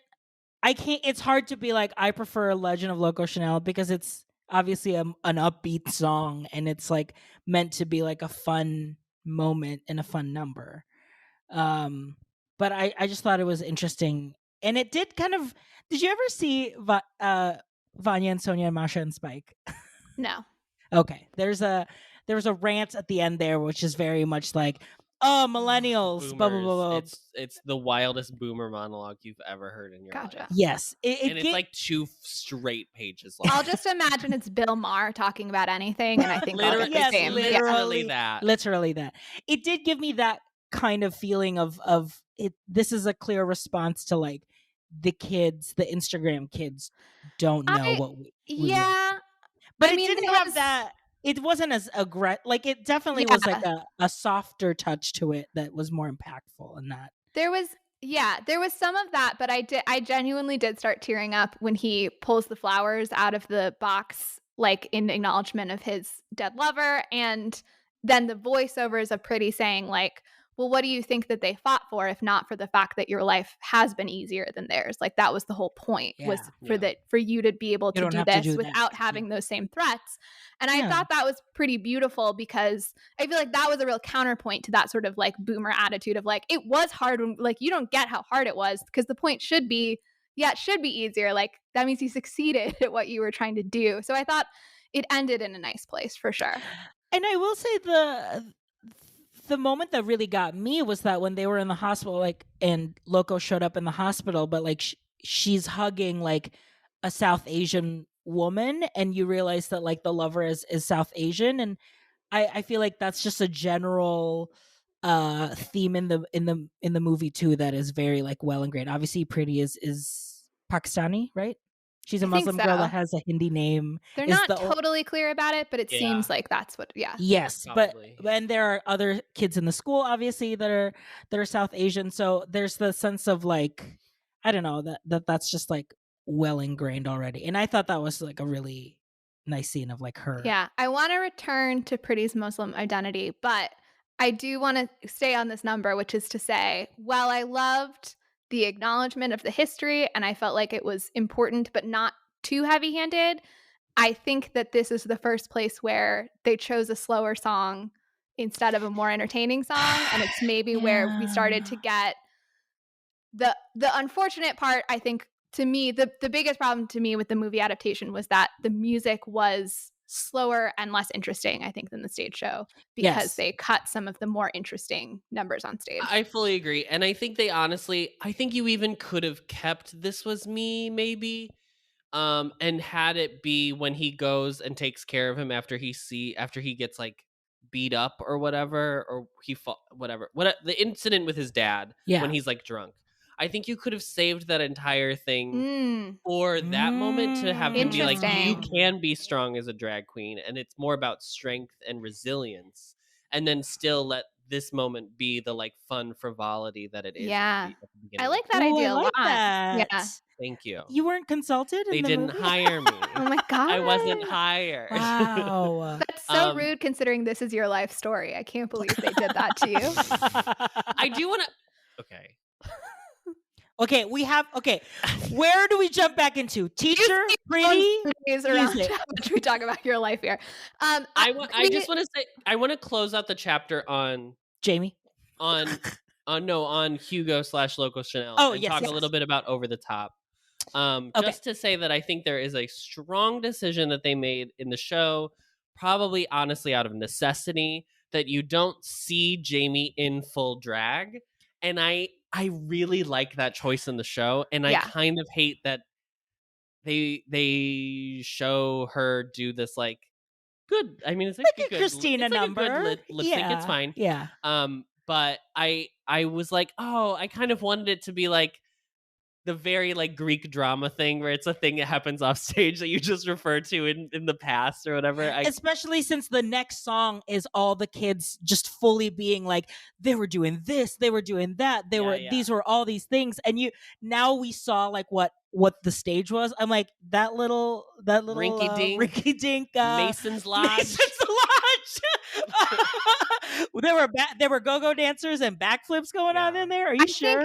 I think that maybe the reason they felt like they had to include it is because, for those who haven't seen it, in the stage show, that is what leads us into intermission, is Jamie about to go on stage, and then we come back to the song about what happened at Jamie's drag show. So maybe they were like, well, we don't have an intermission as an excuse, but really there's no reason that you have to include anything in a movie, right? I will say, I thought that Jamie's song sounded like it was sung by a Black performer, and I was wondering about the discourse around. I assumed Christina. I assumed it was like a Christina type, like Little Mix Should we look type up what it was? It was. Also, what did you think about that? Of like not having music that is diegetic? Well, they actually had like normal original soundtrack songs. Yeah, like like a classic movie. Because the opening number before the song, the opening credit sequence is like a scored, basically montage of like how his day starts, and then obviously Jamie's song, which is. Oh, it's not in there. Jamie lip syncs to Don't Even Know It as performed by Beverly Knight, which is found within the Over the Top track on the album. Click Beverly Knight. Click it. During his debut show as Mimi, he performs Don't Even Know It? Yeah, it didn't sound like it was. But it's just like a different version of it, so that's why it didn't sound I literally have to turn this on because I have to see. Yeah, okay, well, while you're doing that, I will talk about, so I looked up Beverly Knight is a Black woman, and I just don't know, like, okay, thinking of cultural appropriation, there's like on the scale of embodying a character, there's like totally passively consuming art made by someone of a different race, which is like not only okay, it's like encouraged, right? And then there's like the other end of the most not okay is blackface. And like we're always trying to be like, where are we on that line? And I was thinking about the fact that on Drag Race, certainly we've seen queens white queens perform to Black music before, but that's not a song that they chose. It is a song that is chosen for them, and then they're performing. An assignment, Yeah, and I would say almost always if there is a song by a Black woman and one of the queens is Black and the other one is not, the Black queen ends up winning. Usually it does better, yes. Ariel Versace. With a few, I think there have been a few times, I was thinking like, I think maybe Dela did one where like, I feel like there have been a few times where Anaconda, someone's leaned into the comedy and then they've been able to win that way, right? But in general, there's like an I think acknowledged upper hand that the Black queen has if that situation arises. Yeah. There's not really situations on Drag Race where a queen picks her own song to lip sync to for this to be a question. So it made me curious about if there is discourse around like, where does that fall in terms of like taking on a character of another race? And I think that's just like my ignorance of a person who really likes Drag Race but hasn't engaged that much with drag as a live, outside of it, right? Which is like the bigger world that it lives in. Not that I've never seen a drag show, but like I've definitely seen more Drag Race than I've seen live drag shows. So I thought, it made me have questions. So that's all I have to say about it. It's really interesting though. We didn't really get an insight of like what type of drag queen Mimi would be. First of all, no one looks that good their first night out. No one looks that good. Someone else did her brow. That's true. Someone else fully did her makeup. She had professionals do her makeup, so I guess that's fine. But also, like, we had no inclination of like what type of music does she like? Is she a good dancer? I mean, I guess we found out that yes, she can dance. But I think that was intentional because you see him make up the name moments before Literally walking on the stage. spot. We're supposed to see her as an unformed queen, right? So I think that made sense. Molly was about to talk about the bullies. The bullies. Yeah, since we're talking about Jamie's performance in drag, I wanted to talk about the bullies and talk about Dean. Right, that's his name? I feel like I'm getting character Dean. names. I'm worried now after I mixed up John and Tom. So they go to his drag show. He like spills the beans earlier that he's going to do this performance, and then his bullies show up. And here's my question. Is anyone that committed to bullying one person in particular that you would like go out of your house to a performance in order to catcall them, or not even catcall is not the right word, heckle them. Heckle. Where you probably have to pay to get, like, the way it seems like it's set up, it seems like they probably had to pay to paid get at the in. door. Yeah, they paid door tickets. Yeah. And in the stage show, it's a little less extreme because Dean confronts him at the stage door, so you don't really know that if Dean goes, If he like goes maybe or not. Dean And doesn't go in. Right? I don't think he does, because in the number he's like annoyed. Like, why is everyone talking about the stupid show? Yeah. So I feel like I was a little incredulous that, like, I will say you can get that hard to bullying this one kid. I don't know. This is a weird thing I have about this movie, though, is like, there are stakes, but it keeps feeling like they let the air out of the tires on a lot of the stakes. Like, there's never like a moment where you're like, oh, he's like actually mean to Jamie. Like, it's all just like, he's like, oh, you're a poof, which is like hurtful, but it always seems like that just rolls over Jamie. Like, it never seems like it's like affecting Jamie. I think it works. The stronger bullying that I think is happening in the film is when he's bullying Pretty, which I think is like very interesting and goes back to the thing that I think Jamie's a bad friend. Okay, let's get into this. Let's talk about Pretty. I mean, we can finish talking about Dean. I do like that the story is not that he's like actually secretly gay. They didn't go with the like I know weird they didn't Glee do the thing, Glee which thing, I was happy about. Yeah. But I do. It's like a realistic high school bully. It's like they're clearly only doing this because this is their peak. After this, it's like, yeah, Pretty says it's like, you're done. I went to an all-girls high school, so I have no idea what high school boys are like as bullies, so I'm just not even going to comment on the realism. Boys are the worst. I just want to say this, too. There's like this constant trope of being like, and then they peaked in high school, and then they all like had a kid at like 18, and then they never did anything with their lives. But that's obviously not true. Some of them actually go on to like become like the president or whatever. Yeah. So like, let's just be very clear that just because someone is mean in high school doesn't mean that that's it for them. Unfortunately, that's not how the world works. But it's not the point of the movie. What I am going to say is that Pretty, unfortunately, I think this is the first Muslim character I've ever seen in a musical. Specifically. Yeah. I can't think of another example. I can't think of another example, especially one who wears a hijab. Yeah. Which is I remember seeing the stage version and I was like, oh yes, wow. And that feels so timely and like sets you in the world and like really makes it like that decision to have this character. And is she a person in the documentary? Is that a made up character? For he has a friend, his female friend that supports him, but she's white. And I guess that one change that they made from the documentary to the stage musical was that the real events happened in Durham. And this is set in Sheffield, which I guess is a more like ethnically diverse part of England. So they decided to move it to a place where there would be this heavy South Asian presence. I thought it was really great. So can I start by saying things that I like about Pretty? Yes. I like a lot of things about Pretty. I hate a lot of things that they do to her character. Yeah. Okay. So I will say, I think that there is an overall problem in this musical of all of the women defining themselves around men, but I think that we have a way... I'm going to have a great aneurysm. Yeah. We have a way worse example of that we will wait till later to discuss. Girl. And it's Ray. Ray, God damn it. So Pretty, here are the things that, and I don't know if Gen Z has canceled this term, but since it describes me, I'm going to use it anyway. So Pretty is the fag hag, and they say it in the musical, right? Here are the things that I think they got right about that experience. I think that as one, Molly, as one. Jesus literally, I was like, I was like the girl in the theater department that everyone came out to first. So I feel like I can like speak to this experience. You're a subject matter expert. I'm a subject matter expert on the fag hag. I think that the experience of being like kind of smart, kind of nerdy, a little bit like, I wrote this in the notes, like personally conservative, like not politically conservative, but like you live your life in a little bit more of like a contained way. You're a little bit afraid of the world, to be honest, right? Yeah. And I think it's women who feel a little bit wow, Adam, who feel a little bit so locked out of femininity.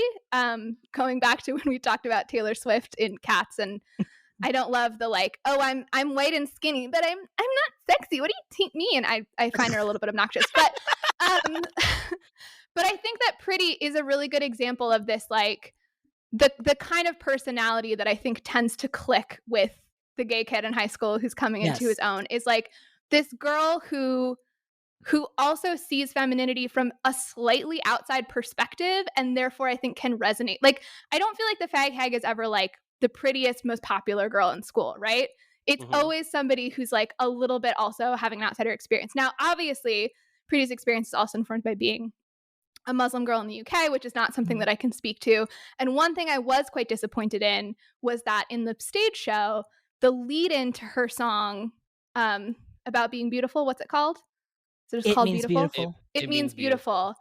She says, "You've never asked me why I wear a hijab," and talks about beauty and simplicity. Right? And I did feel like that was like a real shame to cut this very short part of the scene that like really addressed her Muslim faith and like why it was important to her. It felt like a weird choice to not include that when staying true to the fact that she was a Muslim character. So that I found really disappointing. But I did feel like her, like I said, I feel like I resonated with a lot of parts of that character. And I also thought that like, I had a moment of like, oh, she's not quite as fleshed out as Jamie, but also like, it's not her story. Yeah. And like, how many stories have we had where like the lead is a girl who has a gay best friend and he's just instrumental in her story? And it feels a little bit fair that like she shouldn't be as fleshed out as Jamie, because it's not her story ultimately. And like, I think that's right in a way. I think it's true. I think it's partially true that she necessarily shouldn't be as fleshed out as Jamie. I still think it's like a disservice to that character to like not make her literally any more interesting than like what she is. I have a real problem with like, he like makes an he says like thank God, or then he's like, I mean thank Allah, or like whatever. So it's like a fun, there's just things that I don't even know if I can specifically point to anything, and that's probably just my feeling. That's one of them, where it just feels like she is doing so much work to be your friend and like supporting you going through this, and you can't even like learn anything about the Muslim faith to like know how. There were just problems that I have with him and all of the women he interacts with in his life, and we'll get to the main one in a moment. But like for Pretty, I just felt like it was like, I just felt like she's kind of like very bland, and if she was, I think, a little bit more fleshed out, if she had more moments for herself in the film, I think she would earn that monologue at the end, and I don't think it's earned. I do think it's earned in the show, and I think it's delivered really impactfully in the show. I also think in the movie it's very slow, and I think the pacing of that monologue is like very frustrating, and that whole prom sequence is like 10 minutes too long, unfortunately. But I also think the show does a better job of filling out the world of the school than the movie, right? Like it does feel like you know the status of Pretty and Jamie in the whole like commune, or like the whole like, I don't know, landscape of the school. Because you hear more from the chorus. There are more little interstitial scenes with the chorus that let you know what's the whole social world of this school. Yes, exactly. But there is like so much more going on outside of, and they do it only in that first scene in the beginning of the film. They only do it then, and they do it at the prom. Yeah. And I was like, you could have used it a little bit more throughout this movie to like build the world, and you don't need like the musical only has like maybe 8 people in the chorus. Like it's not a large chorus whatsoever, and yet I still felt like it was a larger school with a more interesting class of people than. They picked out the people in the school that had lines. So like the 2 girls, the twins, like some of the guys, like they've already picked out these people for those scenes. So you could, it feels like it could have been an easy way to kind of build that world more if they just had a little bit more to do. I think they were just cutting time. Yeah, the other thing that and you know what, how they could have cut time? Stop fucking pausing every 5 minutes. So the other thing that I didn't like about the Pretty situation is like he kisses her on the cheek at the end of the song and walks out. Okay, yes. And the weird, okay, Yeah. she has a reprise both in the show and in the film. But so the that is true. Yes, but they're different. Same reprise, back to the different tones where like there is this face that she makes in the film where I literally was like, is she in love with Jamie? Yeah. And I don't think you're supposed to feel that way, but like in the movie I did, and in the show I didn't. I just was like, I felt like she was very contemplative about the moment and like wrapped up the moment. I just thought it was like a very nice wrap up. So it was hard to say because I watched the stage show second. And there's a line in this song that's like a secret you never get to tell that kind of feels like it is like that line feels like it's implying that she likes Jamie. So I will agree with that. I don't like the trope of like, oh, all women who are friends with gay men are secretly in love with them. That does not hold true to my experience. I don't think that that's true, right? But I don't know if that was I felt like it could have also been the intention of the stage show. I wasn't sure. Sure. But that question mark, like not actually like just being like, this is how she feels. I think they could have. I wish that it had maybe then been a little more ambiguous for the audience to decide, does she love him or not?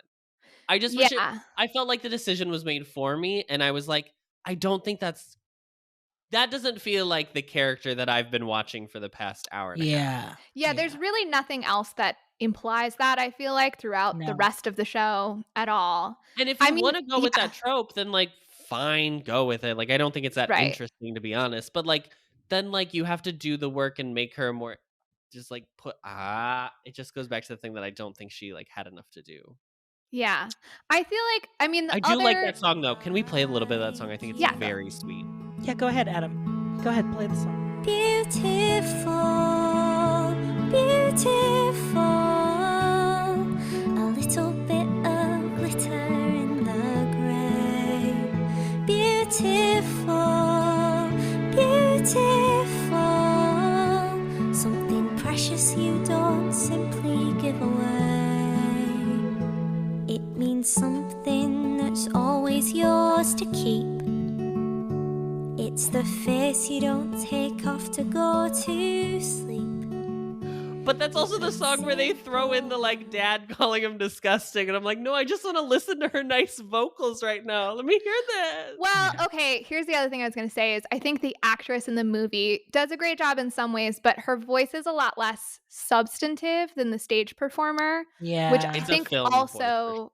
Yeah, I think also made her songs feel a lot more boring than they felt in the stage show, which again, I feel like kind of slowed down the whole experience for me. Yeah. But wait, I want to go back to the kiss for a second, which was to say, I think that the other possible interpretation of that moment is because she says at the end, like, I'm a virgin and I'm proud of that or whatever, is that she hasn't experienced that sort of like intimacy with anyone and that she's like reacting to that moment. It's not about Jamie in particular. It's about like the experience of somebody kissing her, and he kisses her on the cheek. Just for people who haven't watched it, it's not a romantic moment. They didn't make out.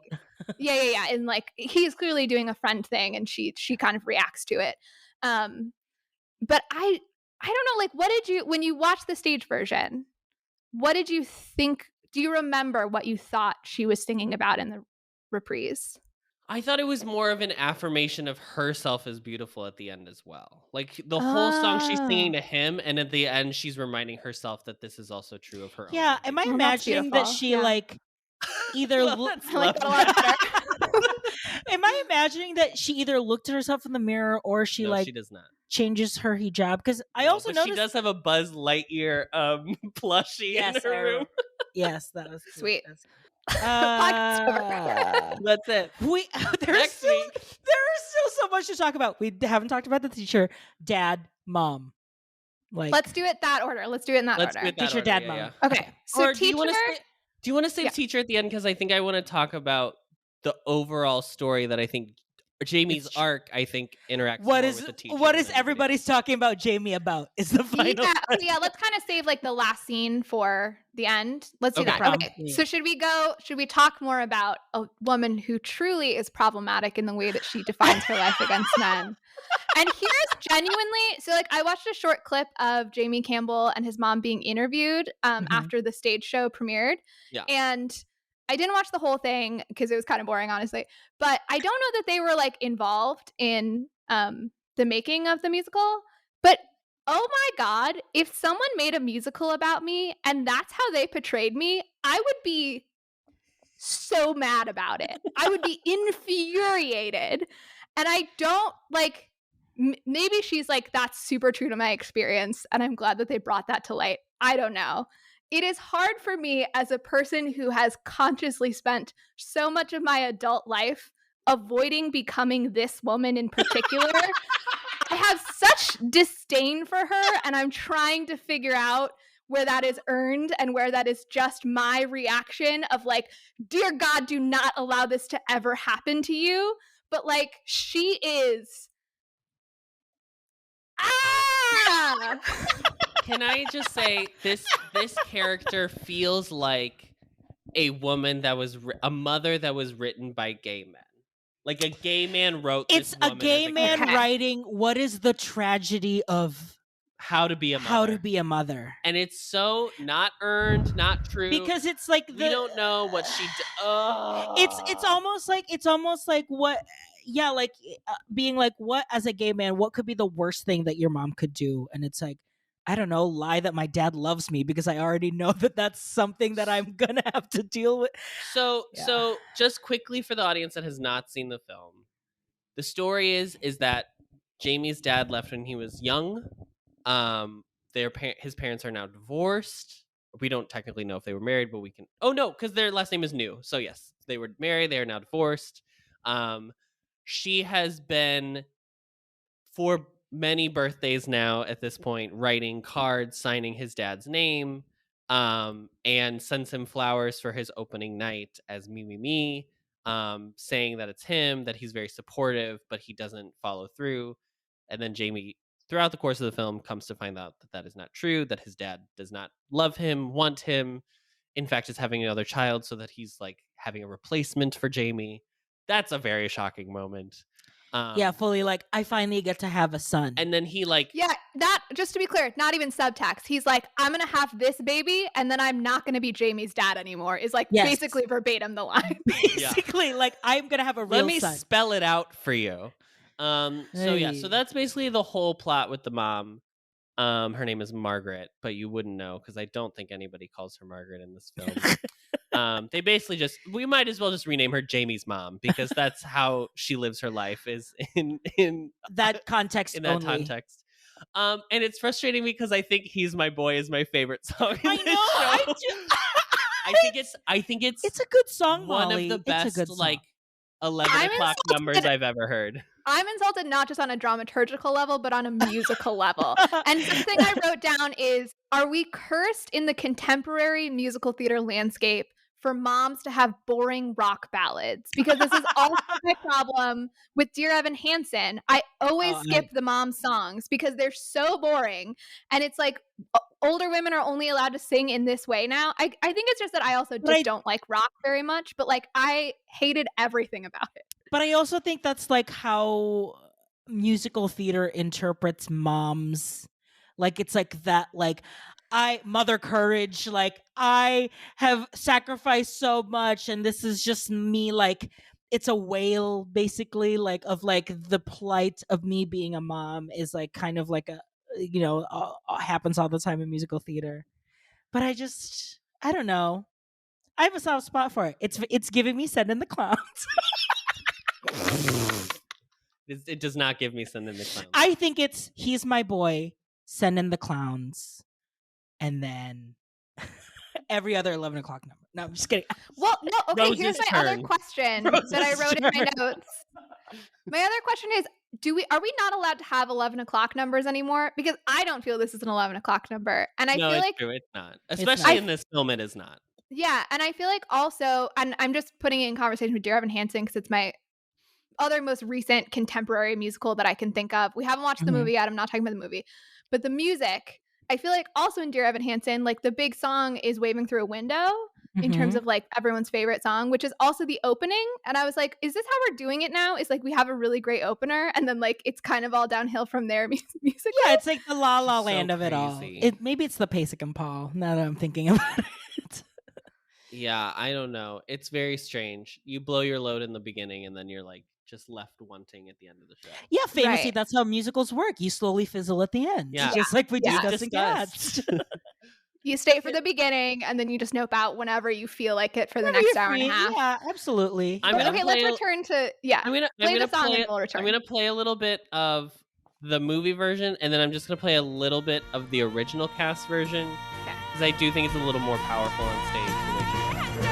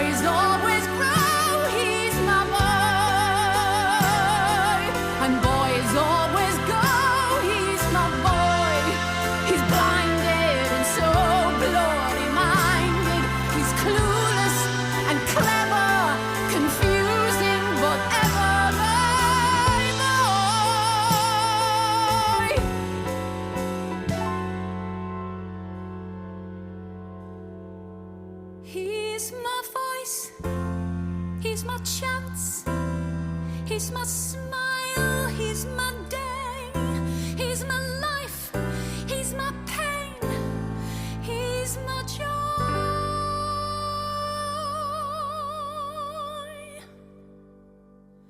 It's definitely a ballad.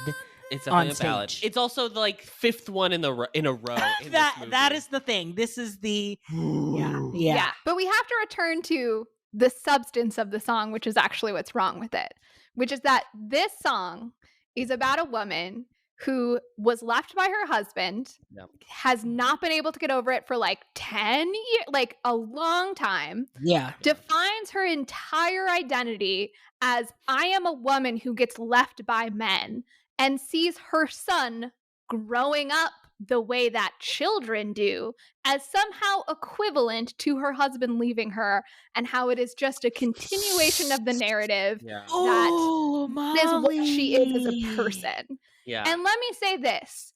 You should never sing a song equating your son to your husband. Not just for weird, creepy sexual reasons, but your relationship to your children should be substantively different from your relationship to your partner. You shouldn't see them as the same, and you shouldn't see your child becoming an adult as some sort of a commentary on you as a person. That's the most whack thing I've ever heard in my life, that somehow she is a bad person because her child wants to be an adult Grow up. eventually. What? I don't know, Molly. Have you met my mother? Because I feel like that's a very good representation of my mother. Oh my god. I would also like to say that I really hate that this song, both in the show and in the movie, he literally he gives the biggest insult he does. The meanest thing that happens in this film is not the dad calling him disgusting, not the teacher showing him around school with the weird eyebrows. It is when he calls his mother, and this is why I think he's an anti-hero. This is when he calls his mother, or he doesn't call her a bitch, but he literally is like, now I know why dad left you, or whatever. And it's if you know that your mom, this is where he knows his mom is like wrapped up in this whole thing with his dad. Still can't get over it. So he weaponizes it against her and like says the meanest thing he possibly can because she's hurt him. Listen, I understand that being a teenager is tough. And I, again, probably said many things that were like As very a former mean. teen. As a former teen. Representing the former teen community. Yeah. I speak for us all. when I say that I did many things that were like shitty because I was a teenager. I will say this is so out of bounds. Yeah, we both had a visceral reaction. And then she goes right into being like, here's my boy. And it's just so shocking that her response is like sad ballad.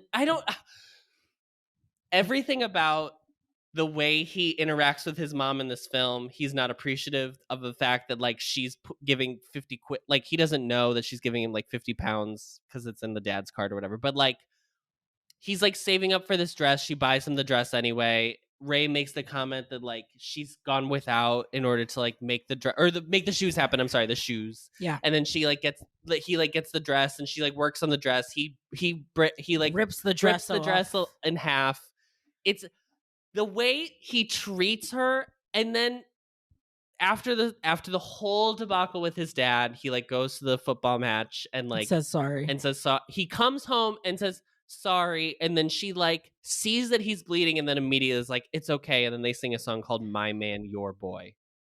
Okay. I'm gonna throw up. I hate this. Okay, first, do you want to play that song or do we not care? I mean, I can. Let's play a little bit of it. Hey, audience, do you want to hear another sad song that happened in a row? Right after this other sad song? Yeah. I'm sorry for the stranger I've become, and I'd be nothing if you'd not been there to care.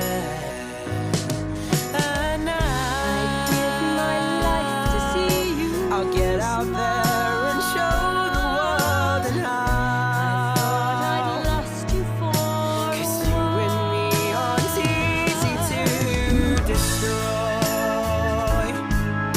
and I will always be your biggest fan,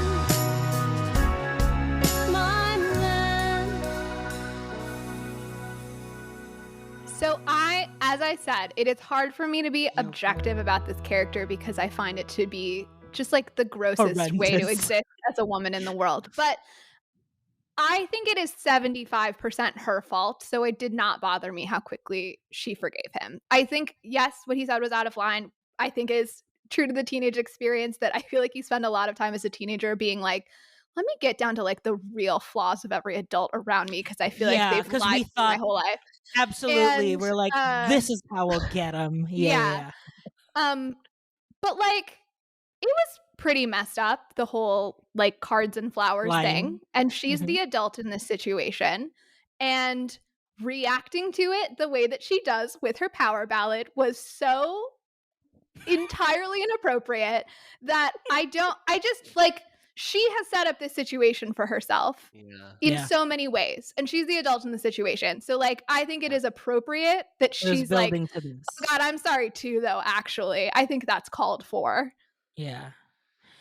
That's true. She is the adult. It is insane that we're here sitting here being like, she sucks, because this part is not in the documentary, right? Like the like flowers and the card and the birthday card. So do you want me to tell you how the dad stuff plays out in the documentary? Yes, so in the documentary, I'm never going to watch it. Yeah. So his mom is like a pretty she's just like a pretty quiet person. So you just get to know her less. You mostly know her through Jamie's reactions to her than like she doesn't like sit down and say like, here's my whole deal as a person. Jamie's dad is not in the picture, but they don't like discuss it in this like she never discusses like her relationship to him or anything like that. He's just sort of distant. I think they even say he has a new partner. Maybe even the baby thing is true. I don't remember if that part was in it. Jamie tells him that he's planning on going. No, I don't remember now. He might have said he might go tell him about the prom thing, or it might be that he just tells him about doing the drag show. But he like leaves the house and they talk for like 10 minutes and he comes back in and he's like, well, it was like more positive than negative, but like kind of so it's kind of like they're on thin ice. And then he goes to prom. So it's sort of, it's a sad order of events. So I understand why they didn't do it this way in the musical. He goes to prom it's this big triumphant thing where all of his friends and like everyone at the school it's this exact thing of like, we're not going inside unless he gets to go inside in the dress. Yeah. Like we're standing up for him, which is really beautiful. And then so he goes and it's triumphant. And then the next day he gets a text from his dad that's like, I can't believe you did that. And I'm not interested in having a relationship with you. Like, I'm sure he didn't express it in that way, but that's basically what he says. And then, as I said, I watched an interview with him after the musical came out in 2017. So 6 years later. And he was like, we still have not talked since that. So like genuinely, that's like, that was the end of their relationship was him going to prom in a dress, which is, I mean, okay. I know that I didn't like invent being anti-homophobia, but let me just say, how can you be more in love with gender norms than your own child? It is so insane. This is real. I tried. No, okay, you speak to your experience while I calm down for a second. I just want to know for the audience, like Molly's hair is unfurled, unraveled. She is fully losing it. Because this is what I'll just say. It is both that sometimes, let's say for specifically a religious perspective, it is literally the belief that there is the possibility of an afterlife after we die, and you being this way ensures that I will not be with you in the afterlife. It is a conscious decision you are making that will reflect on us after we move on. So there is that aspect. That is not what's happening here. It's not in the musical, though. Yeah. What is happening here is, and this is, I think, what happened with my dad, where your child is a reflection of who you are as a person. Yeah. So everything that they do reflects on how you raise them, your values, your morals, what you think is right. And if other people start to think that that's what you think is okay, then you will be treated similarly, which is not true. This is not how the world works. Also, it doesn't matter what other people think. This is what we have to keep coming back to over and over and over again in all media for the rest of our lives. Yeah, I will say, okay, my biggest issue about the whole dad thing was in He's My Boy, which remind me, him acting out in his dad's like footy game, like the soccer game that he's watching, of like dressing up in the soccer uniform as like a halter top type situation with a little skirt, to be like, fuck you, dad, look, I am a girly girl, whatever. I in like don't a understand. rage. I don't know why they made this change for this film. In the show, he is drunk, walking around the streets, 3 guys beat him up, Hugo saves him. Yeah. That is all that happens. Yeah. I do not know why it had to be a cringe-worthy experience for me to watch him drunk at a footy match, and then his dad like tell him he hates him, and then a guy push him and then he stands up for him, but it's not... His dad stands up for him, but then it's like, get away. It was like, it's so confused. It doesn't know what it's saying. It doesn't know what it's saying. Like, yes. I was like, this has to be from the documentary. And then to find out that it's not in the documentary, then I'm like, well, then what the fuck is this? Because it leaned a little, not gonna lie, it leaned a little bit on the trauma porn, that at that point I was like, I'm so uncomfortable right now, because this is truly like the worst thing that could happen to a gay teen. And the worst thing already happened, because his dad already said, I don't want anything to do with you. So even in the stage show, like, that was the moment where it's like, okay, that's it, I'm done. This is, I have nothing left to do. He doesn't show up again the rest of the show. It's that's it. Except, he shows up in the curtain call and he's dancing with them. Everyone, well, but it's a curtain call. But like that decision of like showing that during the song, while you hear this woman talk about, he's my boy, he's gonna grow up. It was just it's just a weird decision to make, that I was like, don't do this to me when I'm already kind of like, I don't know, like tired, and it's been and I know that like in the show, you can, like, I guess you can think about like Hugo saving him from like the people beating him up is like a Deus Ex Machina or whatever. But like, I still like that. I think that moment is so sweet, because I just wish I wish it was more clear that the father figure he's supposed to like see is Hugo. And I don't think it's like as smartly clear. told in the movie. Yes, we're doing we're doing that service to the movie by analyzing it that way. I disagree though, because the father figure is Ray, obviously. Absolutely. That's how I want my father to be. Like, yeah, do whatever the fuck you want here. Ray Or like is the shining light of this family situation, led Absolutely. by platonic lesbians. Although in the show, they end with a joke where his mom's like, maybe we'll go out, and like, if I don't find a man, Ray, maybe it's gonna be me and you. And Ray's like, come here, hot stuff. And I was like, it's a joke, but is it a joke? And Is it a joke? I wanted to give credit, going back to the documentary, there's a real Ray, her name is Lee, and there's a scene in the documentary where Jamie comes home and the school has found out that he is planning to go to prom in a dress, and they're mad at him.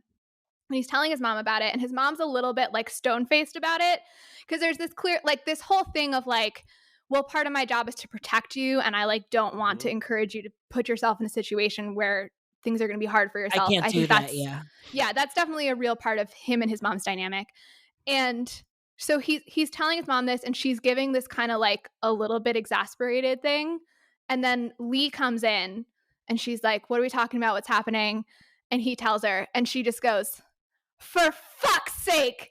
And it's so great because we've gotten this stone-faced reaction, and then finally somebody like comes to his defense in the way that they're meant to. And I think that they lifted that line and gave it to Pretty. I think that was trying to be an homage to that moment in the final scene. And I just want to say, Lee, you're great. I will say too, like, one of the best moments Adam and I had was when they called them to the principal's office, and it was Ray and Margaret. I was like, why is Ray here? It's so good. And I also want to say that actress is the same one that was on in the stage show, right? Which is great. Yes. I think she's the only. Yeah, I think she's the only person original production to film. Yeah. She's the. Should we talk then? Sorry. No, I think that's it. It's a very complicated, and it goes back to the idea of like, we've already heard the coming out stories before. So obviously it's like, you don't want to discredit or say like this experience is not real, because obviously this happens to gay youth all the time. But it's hard when you're just leaning into it but not actually thinking about like, what am I actually saying? What are we actually saying by showing, especially when they made the clear distinct choice of like, let's show of an actual altercation. I think the thing is, like, I would be more understanding of like, there's less character development for Pretty if like any other woman got character development in this whole thing, but like no one does. Doesn't that sound more like now it's just leading into the like idea of gay men are actually intrinsically what, like, it's like gay men see women as not like there's like a thing of like gay men can devalue women sometimes because it's like, women are dolls in gay men's like fantasies of their own lives. Like we all just like play with you, and we dress you up, and then you fulfill the roles that we need you to fill, and then we move on. Yeah. Not you specifically. All the other women. This is getting weird. Okay. I will say that I guess that's a stereotype, but I have many friends who are gay men, and I don't feel like they see me as a two-dimensional character. So I don't know that stereotype is fully true. That's great, because stereotypes typically aren't always true. Okay, what is this movie about? Okay, so the movie is positing, because it is a coming of age story, it is positing that Jamie needs to learn that it is not all about him. He comes up with a character named Me. Well, he doesn't come up with it, but it's ostensibly through him that the character's name is Me. In the beginning, the lyrics are like, "You're my backing band." He makes like Pretty do all this work for him. He's the hero of his own story. Like he is. I am the main character. You are all the side characters. Yeah. And then at the very end, it's the fact that like he is big enough, quote unquote, to say, "Oh, it's fine. I just won't go to prom then. You all have your great night to yourselves because this is your time to shine." And then he's like redeemed for understanding that value. I don't disagree, but I think an additional layer to that is Jamie feeling like he has to take on a fully different persona in order to express his femininity and be sort of more gender expansive. And it really, important line, right, is that the teacher tells him when she first finds out, me is not a student at this school, so if you come to prom, you have to come as Jamie. And Jamie comes at the end in a dress, but as Jamie, you fully know, realized, hair, like all that stuff, right? Yeah. And he says, "This is me as Jamie. This is truly what I really am." And I think that it's also about discovering the fact that he doesn't have to put on a character necessarily in order to have a more expansive gender expression. Which you could say, if you can't love yourself, how in the hell are you gonna love? Yeah, which you could say, like, I mean, going back to Drag Race, like a lot of those girls that get into drag, especially in the early seasons, that's their way of getting into drag. It's like, I have to put on this persona because me as a boy can't survive, or like has gone through so much. And it's that it is like a nuanced thing of like, we're finally understanding that we can take in like stuff like that gender expression into our normal life, like me as my true personality and my true person, that he ends up doing at the end as Jamie. There's also this like layer too, especially with the teacher, and kind of like the posited question at the beginning that the teacher asks, where it's like, what are you going to do after you graduate and you leave high school? What are you going to do? And all these people, like, the joke is like, it's all these people, it's these damn Gen Z, these damn millennials, they just want to get famous. They don't know hard work or whatever, which is like, oh my God. But there is like this funny joke, and if I'm able to find it, I will put it in right here. But it's basically Eddie Izzard doing this bit of like British movies or British media is always like, scale it down a bit. So it's like, what do you want to do? I want to go to the moon and I want to find moon rocks that nobody's ever found before. And he's like, no, you're British, so scale it down a bit. And I grew up in the 70s when there was it was a period of, you know, the careers advisor used to come to school and he used to get the kids together and say, look, I advise you to get a career. What can I say? That's it.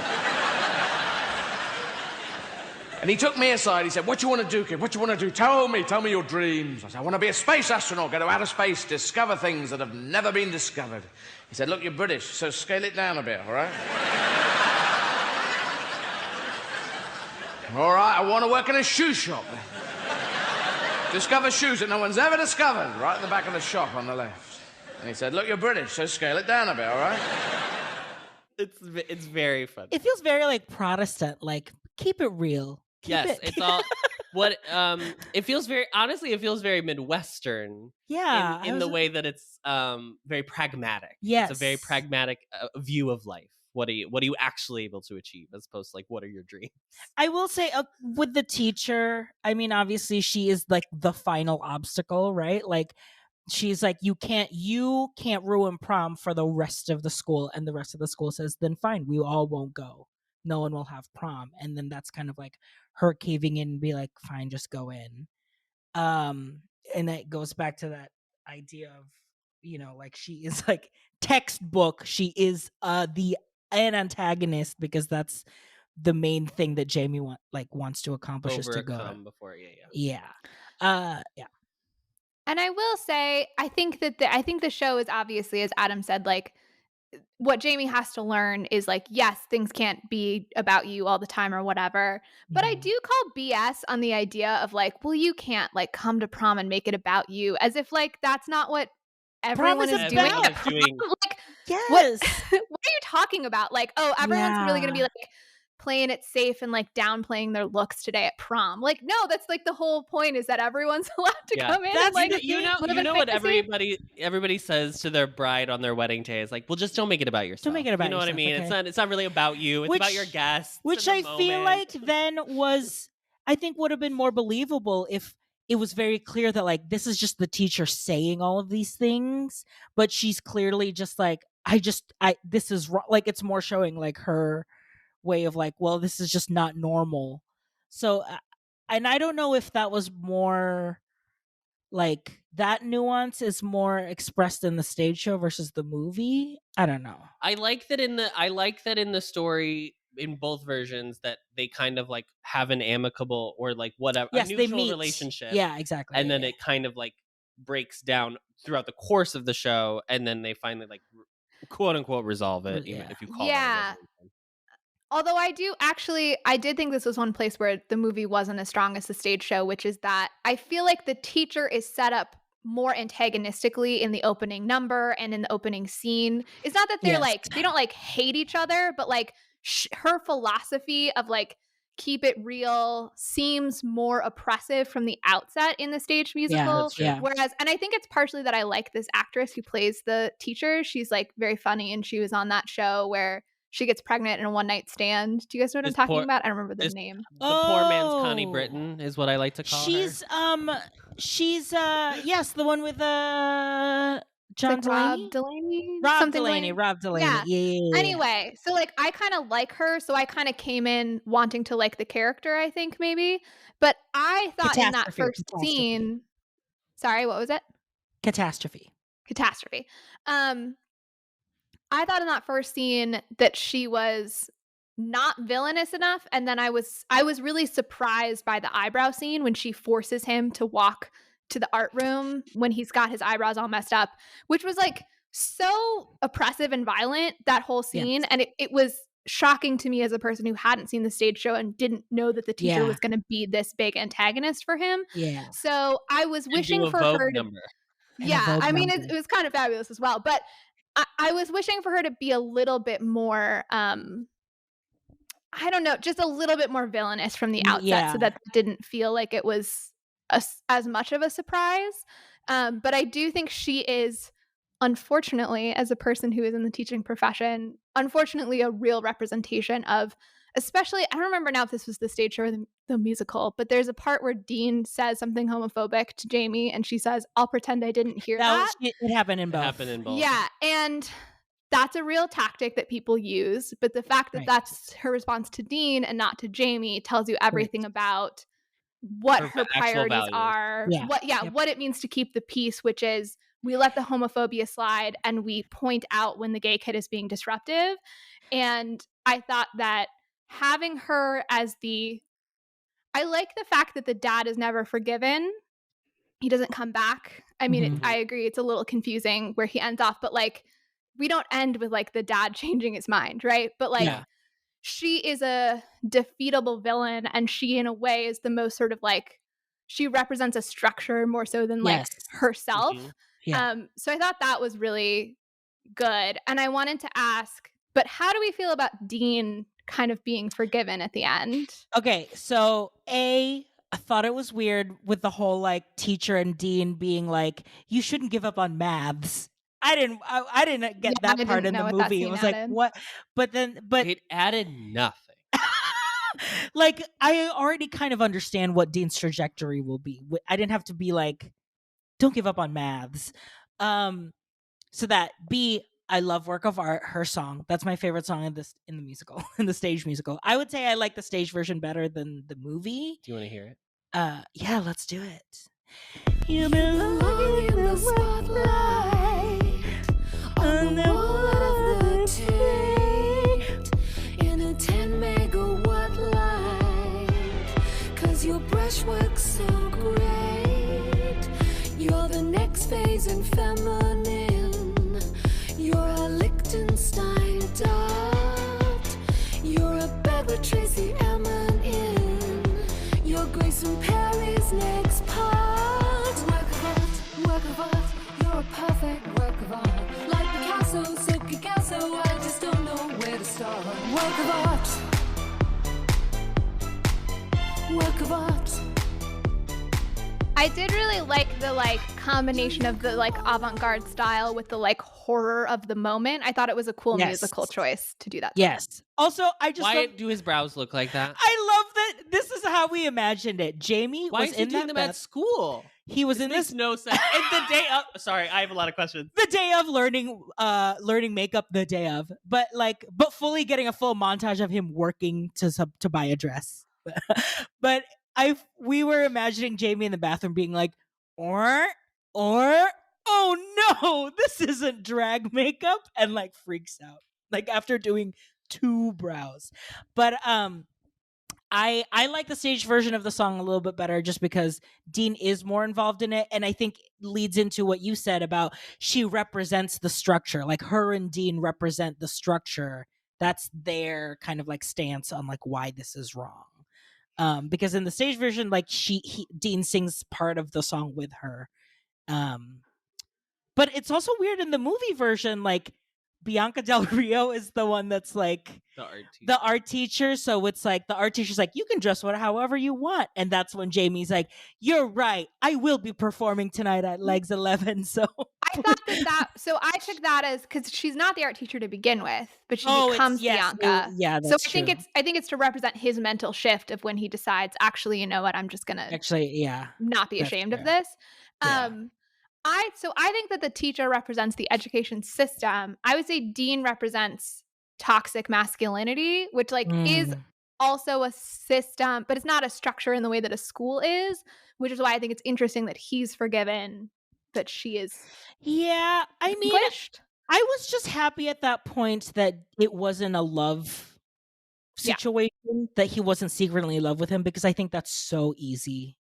And I think the argument of being like, we're all gonna, high school ends tomorrow and we're all gonna move on with our lives, this truly means nothing. This is just a prom. If you live in the UK, does high school end when you're 16? Because that was confusing to me. So can someone clarify that if you live in the UK? I know they only have grade 11 is the highest grade. Like that, I know. I mean, presumably, I understood that was what was happening in the musical. I'm just curious. But yeah, keep going. So I was just happy that the take was not love, but more like, at the end of the day, this is just a footnote. We're all going to forget about this prom. So just have fun. Does not matter. I just want to talk about really quickly the fact so that's why I bought into it. Prom as concept is a prom as concept, title of episode. is a piece that comes up in media all the time. Literally at least once a year. Yeah. If not multiple times a year. And I truly don't remember my proms. Yeah. They were just like nights out. Yeah. It was not. Ate at the Cheesecake Factory. It's so crazy that when you are a teenager, it's literally like, if I don't go to prom, I will die. There is no point in going past that night because I will have no memories. And like, I have no memories of. I have like a memory of like what I wore. And like, I guess I can dig up pictures. Yeah. But like, couldn't tell you the theme. People get very stressed about the theme of prom. Nobody cares. The theme is prom fabulous. I will say that fabulous. The scene where everyone's in the room planning prom, I was like, there is no school in which there are this many enthusiastic people planning prom. It's like one and a half girls that are doing it. Chore. Yeah. It's either one person who's like, I am so obsessed with this, and people were like, I'm forced to help. And they're not the popular kids. Like, the point of the scene is to be like, oh, no one's at Pretty's review session, but they're all planning prom. It's not the cool kids who plan the prom. It's the very uncool kids who plan prom. Well, it is weird because this film doesn't do. I will say that I do like that this film doesn't do the like, here are the cool kids and here are the nerds. Like, it doesn't lean into that, which I like, the Mean Girls thing. But like, I just think it's so funny now, like being an adult. I sound so old, but being like, being a teenager is so bizarre. I know. It really is wild. We were monsters. I think, though, to your point, that it's not like there's not like the popular cliques and stuff. That was also, I think, why I was like, why is Dean so committed to being a bully? Because it seems like no one else is on his side. One else it's not like he's like beloved by the rest of the class. They're all like neutral to demeaning about it. Yep. And like, so I will say, to my question that I asked that I will now answer of how do we feel about Dean being forgiven? I like that to me, the dad is the big villain. Yes. And he's like never forgiven, never should be. The teacher is vanquished, but not forgiven. Like maybe a little bit, but like just a little bit. And then Dean is like, miss. I like your shoes, miss. I like your shoes, Jamie. But Dean is like brought back into the fold, right? Yeah. I like it in the sense that he is the youngest character, right? So there's like this sense of like, oh, like he's a kid and he could still learn to be better, which we don't necessarily feel of the adults. I like it in the sense that like he shows remorse, and then like it's only after he shows remorse for his actions that then he's brought back into the fold. So he like does have to apologize first. And they give him that one establishing shot of him getting ready for prom where it's like his dad is drunk and asleep or something. Maybe, who knows? I missed that moment. It's literally just one moment. Yeah. They're like, maybe we should give him some backstory, so that's why we justify why he is forgiven. Yeah, but it was weird to me how persistent he had been throughout the movie, and then how quickly. I get it's the end, and so like we got to wrap it up. We got to wrap it up. It Well, was you're a supposed little to weird how quickly he was brought back But in. I think It's that you're supposed to believe that Pretty's monologue is so incredibly good that he has changed his entire life because of it, and I don't buy it. But I also think it's like, yeah, if he is the representative of the toxic masculinity structure, then it's like the point of like, it's never truly about the person that they're bullying. But it's this is just the about thing. This is the problem of like how they feel. this is based on an actual event. This is actually a thing that happened. So you're like, here is a literal corollary for Jamie to Jamie, mom to mom, Ray to Lee. Like, here are these all exact mirrors. And then you are like, friend to friend, Pretty to whoever the friend was. But then you're like, we should also throw some other stuff in here. So like, let's just get someone who represents toxic masculinity as concept and all of education as teacher. And it's like, well, let's narrow it down a little bit. Let's specify it a little bit, please. Okay, yeah, I get that point now too. I don't know. I think those are like, I think they could have done worse. I'm not saying they did it perfectly, but it's definitely I don't not think like it's like the worst it could be. the But I worst. think it's like it's just like there's so many half-baked things. Which I feel like, as I've noticed, that is Adam's big thing in movie musicals. I am now realizing that like he definitely doesn't like. I mean, you said it. You still respected Cats because they made decisions. And so here, where it's not like a clear decision of like what things are, it's like then you're having. And maybe there is like a level that they were like, well, these characters aren't in the like documentary, and we don't want anyone to feel like these essentially villainous type characters are like a representative of specific people, so we'll make them a little more vague so that nobody like is thinks it's like it's about them or whatever.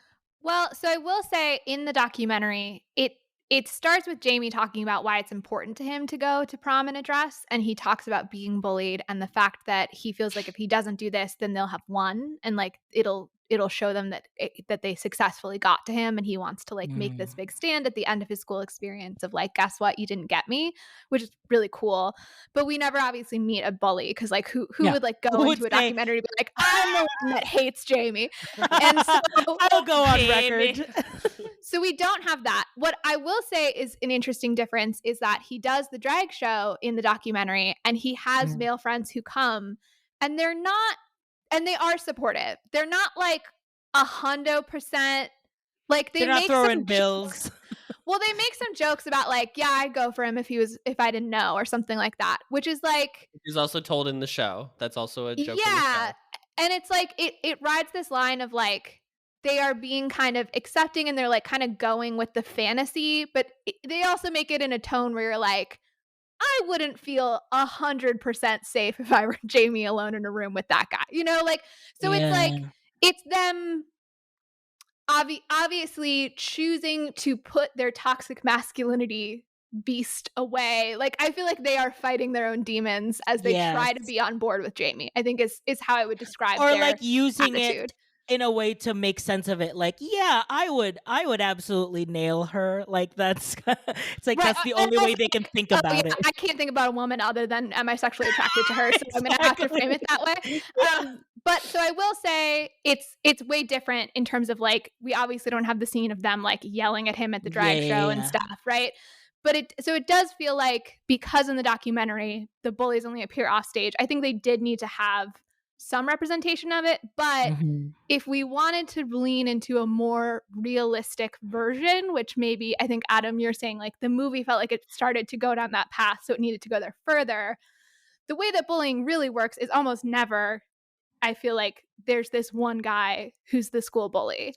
Like, there might be the worst perpetrator, but like it's usually more diffuse than that, which is what makes it so hard to nail down. Address. Yeah. So I do think maybe if they were going to go for this level of realism, it would have made sense to like spread out that character a little bit instead of just having it be this one guy who's like kind of a caricature villain, right? But now I'm also bummed that like in the documentary there are like these male support or not like friend, like you don't even see him have like male friends in this. Yeah. And he feels so detached. Yeah, I would say in the stage show it's a little like Molly had made the note when we were watching it that like in the stage version the school is definitely, and in the documentary, like everyone's a lot more on board. One thing that I do love about the ending with Dean is that I love the line of you should come in with me. It turns out I'm quite popular at the moment. It might help your street cred. Yes.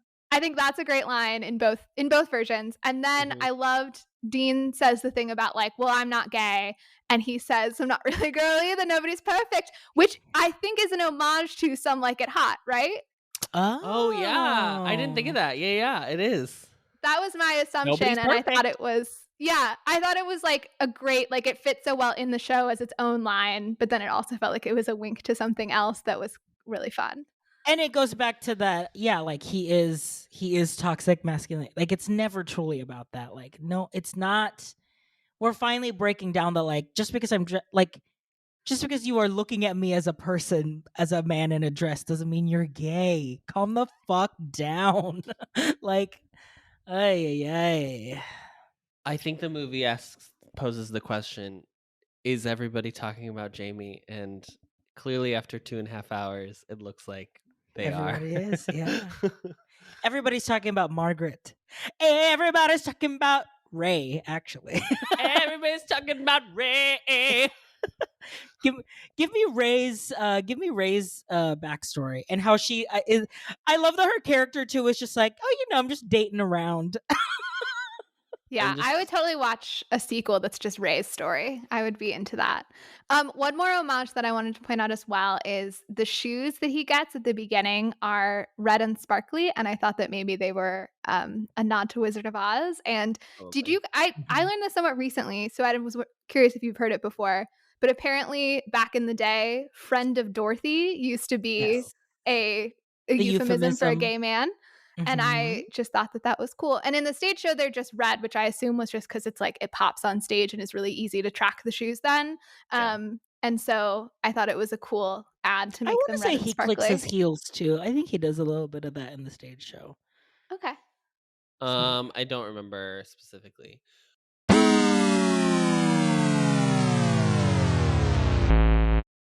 Let's talk about the movie since we haven't really. Let's talk about actual criticism from real people, not just Adam's, not just the recesses of my mind, not just Adam's trauma jumping right out. Rotten Tomatoes has this at 79% and says in their critics' consensus it may not be as effervescent as its title character, but everybody's talking about Jamie remains an infectiously enjoyable musical with an uplifting message. Kevin Marr from The Times in London says, for a film that's supposedly about the specifics of gay identity and gay rights, the struggles here are surprisingly generic and ultimately subsumed within the narrative structure of makeover staples such as Pretty in Pink or She's All That. Not She's All That. Interesting. And then Peter DeBruge from Variety said, it's shallow, it's simplistic, and it all works out a little too easily, but the movie's very existence remains a cause for celebration. So I think it was like mixed positive. Yeah. I realized that I should have done this last week because I didn't even think of it. I use the Letterboxd app, which like you can track movies, and it's a bunch of cinephiles on there who like write movie reviews. So I was like, oh, let me see who wrote movie reviews for this. I chose some good ones. Linus MXX says the characters were engaging and the musical numbers were amazing. This Was Me Broke Me.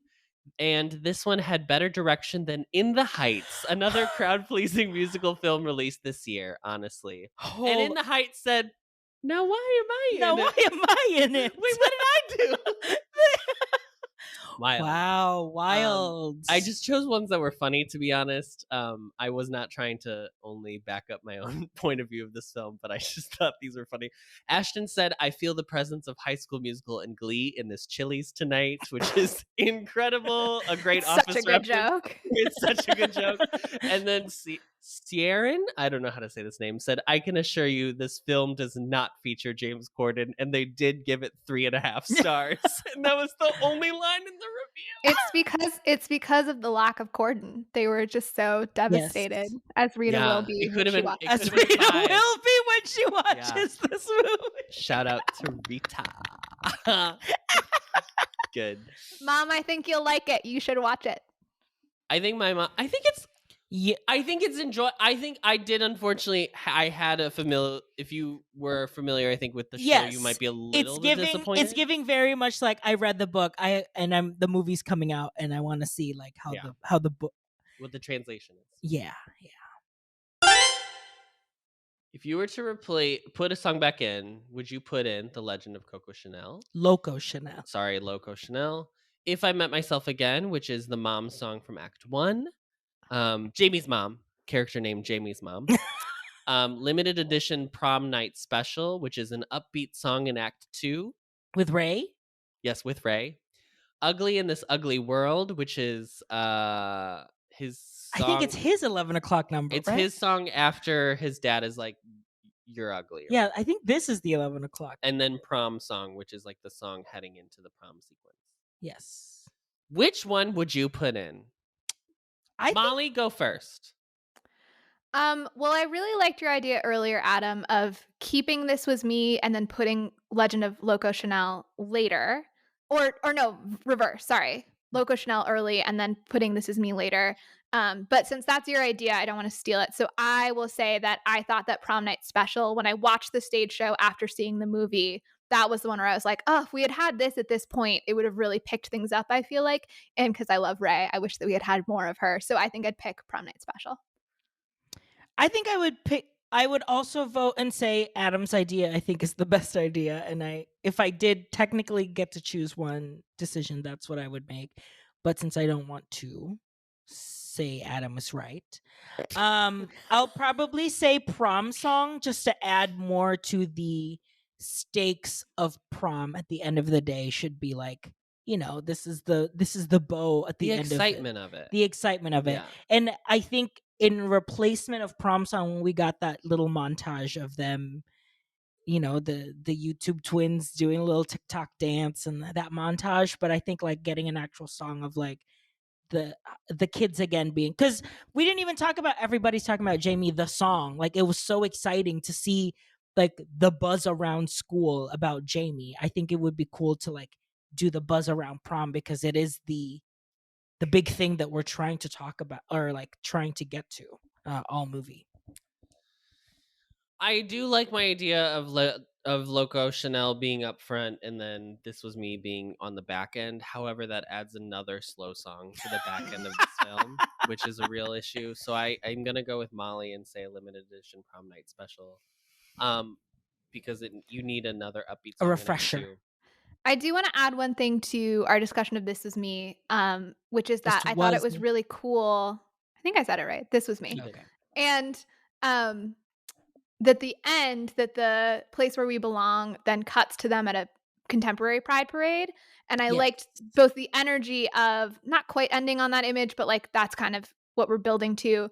And seeing that in conversation with the images of the protests in the 80s, I thought was a really cool sort of like, look at how far we've come. Is like now everybody's at the pride parade and everybody's celebrating. And I thought that was kind of cool.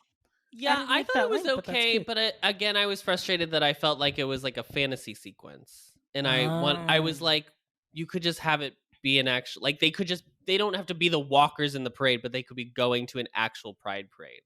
Like I felt like I was like, this whole movie sets up every musical sequence is like, this is all in Jamie's mind because this is what it's, when he's finally realized his full potential, his life will be fabulous. And so I kind of wanted it to be at the end that like the pride parade is real and he's actually finally living the truth. And it's not just like in his head, he's riding in this limo waving with his friend Pretty. Like I kind of like was sad that it wasn't, but I think it's more of an homage to the curtain call of the musical where it's like everybody comes out and does it. So that I wasn't actually bothered by that. Yeah. I would say my second choice though was If I Met Myself Again getting put in Act 1 only because I think it would have helped at least a little bit with I disagree. mom stuff. It only made me dislike her more when I saw it on the stage show. If I met my because it's still all about like, wow, I regret being the reason why our marriage ended. Like, I'm so sad that this horrible man doesn't love me anymore. I know. Existence. Ay, ay, ay. But that's the thing. It goes back to that fantasy of like, this is how gay men imagine capital M mother, of like they are plighted by the men. So let's just fully realize that. What would you say on a scale of 1 to 10? What was your attitude about this movie coming into this discussion? And what is your number score now at the end of our discussion? After letting it all out. Let me use the method of would I recommend this to a friend? So coming into this discussion, I would say it was like a 6. Heading out, it's probably a 5. God damn it. I failed at my goal. I would probably be like, just find the show online. Just find the recorded stage version. We'll tell you the keywords to search, so it doesn't get taken Jamie's down. makeup tutorial. I would say, while I enjoyed the film, I think ultimately I would probably recommend someone look up the stage version rather than watching the movie. I think I did enjoy that more. I think if I know that the person is like interested in this type, like what this movie is trying to get, and I think like they would be into, I don't know, like what the movie's trying to achieve. That like we have a very good friend that loves movies like this, so I think he would really appreciate it. Like Robbie. Oh, yeah. like feel good like type of movies that has a purpose. I also just have a really big burnout of teen stories. I think I'm just so burnt out by high school narratives that it's hard for me. That's why I'm really dreading watching Evan Hansen. I just am so burnt out by it that I'm like, I don't You want to just gave it away. Well, we're not doing it next. It's not the next one. If we ever see it, if we're ever to watch Evan Hansen. Wink. I will say that I really actively avoid teen narratives in general. So I think maybe I'm just less. I liked the parts of it that reminded me of being a teenager because I try not to go to that space too often. And so it was okay for me, but I can see that for sure. But I do want to say, even though I think the stage show is ultimately better, I feel like here's this like pretty good musical that Amazon Prime is doing, and it's about a queer character, and I feel like I kind of want to encourage people to like go watch it on Prime because I want to see support for it. And I know that I remember when Cats came out, there was kind of a debate about like, well, look, if we're musical theater people, like we want more musical theater films being made. Do we all have to go see Cats like just to keep them from saying, well, I guess we can't make these anymore? And this to me is a much better example than Cats. Better example of that fight. Like, go support people making, I don't want to say like a small movie, but like obviously much smaller than Cats, right? Of, go support that art existing. It was made by a lot of the same people who made the stage show. And so like, I think that they deserve to have this movie be seen. I think it is done well. Like it's all very done well. done. Like it's not shot poor. Like it's not like except for the birthday candle CGI, but we won't talk about that. The birthday candles CGI. The birthday candles, when she brings out the cake, the candles are CGI because it was so windy that there was no way they were going to have it. So you can like see it when it moves. The flames follow. It's very funny. But I think that ultimately, because this is essentially the same creative team saying like, this is a new form of the show. Let's do a different form of the show. I think that's why I would still kind of recommend it to people, because it's like, if you're interested more in a story, if you want a good like romp of a time, watch the stage version. If you are really interested in like, I don't know, just like the inner workings of the characters, one, because everyone else doesn't really have inner workings, like the themes, and you really want to like kind of dig into the like kind of darker stuff, then watch the movie. Yeah, there's also a lot of joy in the movie, though. I want to be clear. Like the stage version is lighter, but it's not as if this was some slog of like horrible. This wasn't Les Mis. Just like continuous homophobia, like scene after scene. It wasn't that either. There's still a lot of fun and joy, and I definitely ended the movie and I was like in a good mood. That's Nice. true. Great. He's my boy. He's my boy. Well, thanks everyone for listening, and tune in to find out what our next movie will be. We may have already teased it in the beginning, but it is we're celebrating Thanksgiving. It'll Thanksgiving be a holiday Thanksgiving classic. Think of the ultimate Thanksgiving movie musical. And we we're will doing be doing it. that. Yeah, that's what we're doing. Truly, turkeys, cranberry sauce, stuffing. Stuck right between Christmas and Halloween. We are doing the Thanksgiving musical of all musicals. Yeah, we're so excited. So eat up, girls. Bye. Bye, Molly. Bye, everyone. Thank you for listening to the best revival of a podcast, Showgays.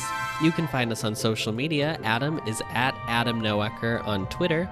RJ is at RJ Food Rocks on Instagram. And Molly is at Molly Matiny on Instagram. This episode was edited and mixed by Adam Noecker. This has been an Ampliverse production. You can find our show page and more information at theampliverse.com. If you'd like to send us your own takes on the movie we just watched, reach out to us via email and we might read it aloud on the show. Our email is showgaysmoviemusical@gmail.com. Don't forget to follow us on Apple Podcasts or wherever you find your podcasts. And as always, rate, review, and subscribe to help others find the show. And now, as always, the show must go on, so stick around to hear what we're going to be watching next episode.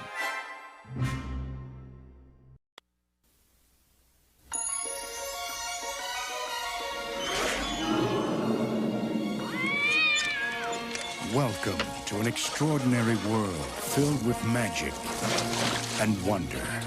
Open your mind and let yourself go to a place where every day is Halloween and every night Jack Skellington I am the Pumpkin King! dreams of something different. What is this? It's someplace new. Jack, look out! What's this? What's this? There's color everywhere. What's this? There's white things in the air. What's this? I can't believe my eyes. I must be dreaming. Wake up, Jack. This isn't fair. What is this? Haven't you heard of peace on earth and goodwill toward men? Touchstone Pictures presents the enchanting story of two very special dreamers and the holiday spirit that brought them together. From the imagination of Tim Burton comes The Nightmare Before Christmas. And what did Santa bring you, honey?